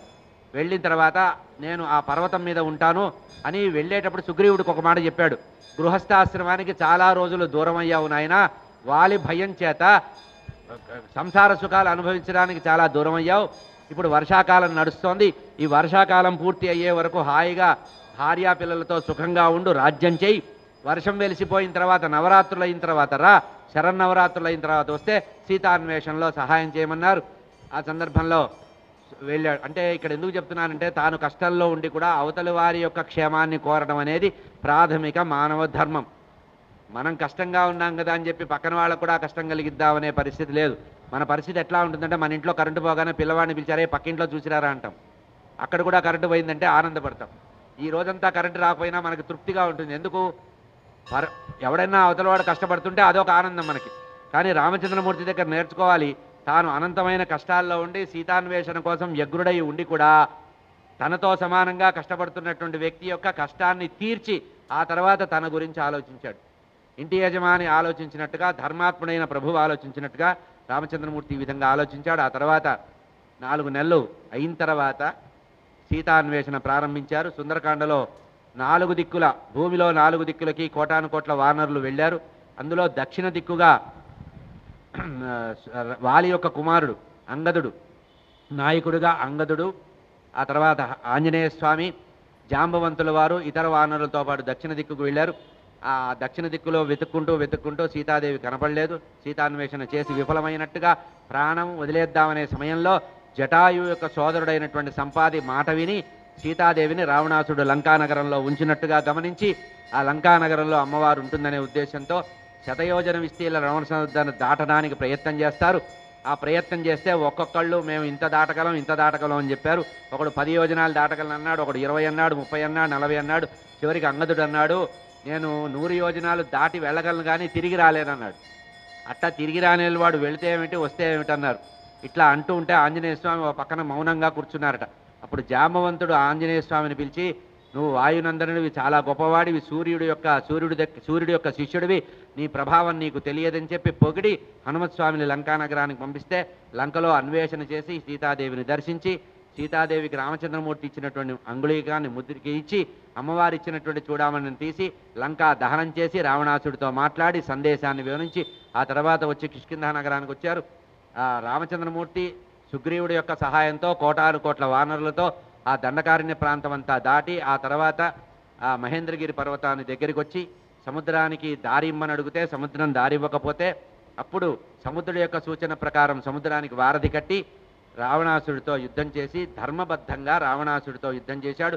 ఒకరోజు యుద్ధం చేసి రావణాసుడు ఓడిపోతే రావణాసుడిని పిలిచాట రామచంద్రమూర్తి, అయ్యా ఈసారి ఒక పని చేయి, సారథి చచ్చిపోయాడు, గుర్రాలు పోయినాయి, రథం విరిగిపోయింది, ఇంకొక మంచి ముహూర్తం పెట్టుకొని మంచి రథము, మంచి ఆయుధాలు, మంచి గుర్రము, మంచి సారథి తెచ్చుకొని మళ్ళీ యుద్ధానికి రమ్మని పంపించాడు. శరణాగత వత్సలుడు అంటే రామచంద్రమూర్తి. యుద్ధం ప్రారంభంలో విభీషణుడు వస్తే విభీషణుడికి శరణు ఇచ్చాడు. ప్రాణాపాయ స్థితిలో వచ్చిన విభీషణుడిని కూడా శత్రువైన రావణాసుడు తమ్ముడు వచ్చినప్పటికి కూడా అభయం ఇచ్చి నీకు లంకానగరం ఇచ్చేస్తున్నానని చెప్పాట. ఇక్కడే అందమైన మాట చెప్పాడు వాల్మీకి.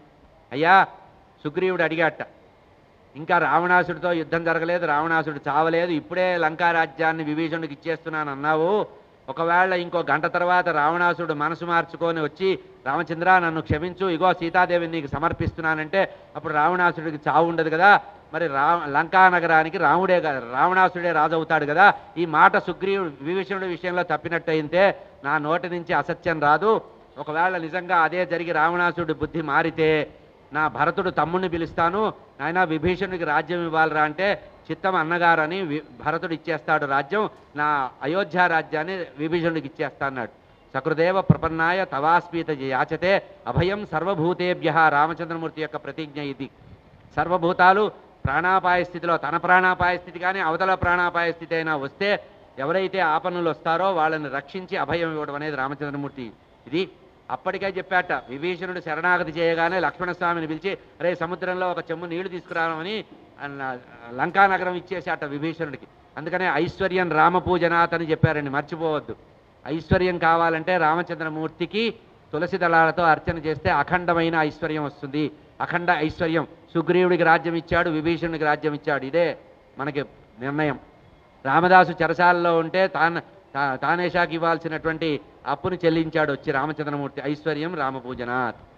అట్లా రావణాసుడిని సంహరించి తిరిగి అయోధ్య నగరానికి వెళ్ళి రామచంద్రమూర్తి 11,000 సంవత్సరాలు ఈ రాజ్యాన్ని పరిపాలించాడు. మనకి తెల్లవారితే శ్రీరామనవమి, రామచంద్రమూర్తి చైత్రమాసం శుక్లపక్షం నవమి రోజున స్వామి జన్మించారు. రేపు రోజున రామచంద్రమూర్తి యొక్క దివ్య కళ్యాణం జరుపుకోండి. యథాశక్తిగా జగద్గురువుల యొక్క పరిపూర్ణ అనుగ్రహ ఆశీస్సులతో నాకు తోచిన విధంగా ఈ 6 రోజుల పాటు రామాయణ ప్రవచనం చేయడం జరిగింది. రామచంద్రమూర్తి ద్వారా ధర్మాన్ని తెలుసుకోండి, ధర్మాన్ని ఆచరించండి, సదాచార సంపన్నులు అవ్వండి. రామచంద్రమూర్తి ఏ మార్గంలో ఉన్నారో ఆ మార్గంలో ఉండి జీవితాన్ని చరితార్థం చేసుకొని జగద్గురువుల యొక్క పరిపూర్ణ అనుగ్రహానికి పాత్రలవుదురుగాక. స్వస్తి ప్రజాభ్య పరిపాలయంతాం న్యాయేన మార్గేణ మహిమహీషా. గోబ్రాహ్మణేభ్య శుభమస్తు నిత్యం. లోకాః సమస్తాః సుఖినో భవంతు. కాలే వర్షతు పర్జన్య పృథివీ సస్యశాలిని. దేశోయం క్షోభరహితః బ్రాహ్మణాః సంతు నిర్భయా. అపుత్రాः పుత్రిణः సంతు పుత్రిణः సంతు పౌత్రిణः. అధనాः సధనాः సంతు జీవంతు శరదాం శతం. రామనామం చేద్దామండి. శ్రీరామ జయ రామ జయ జయ రామ. శ్రీరామ జయ రామ జయ జయ రామ. శ్రీరామ జయ రామ జయ జయ రామ. శ్రీరామ జయ రామ జయ జయ రామ. శ్రీరామ జయ రామ జయ జయ రామ. శ్రీరామ జయ రామ జయ జయ రామ. శ్రీరామ జయ రామ జయ జయ రామ.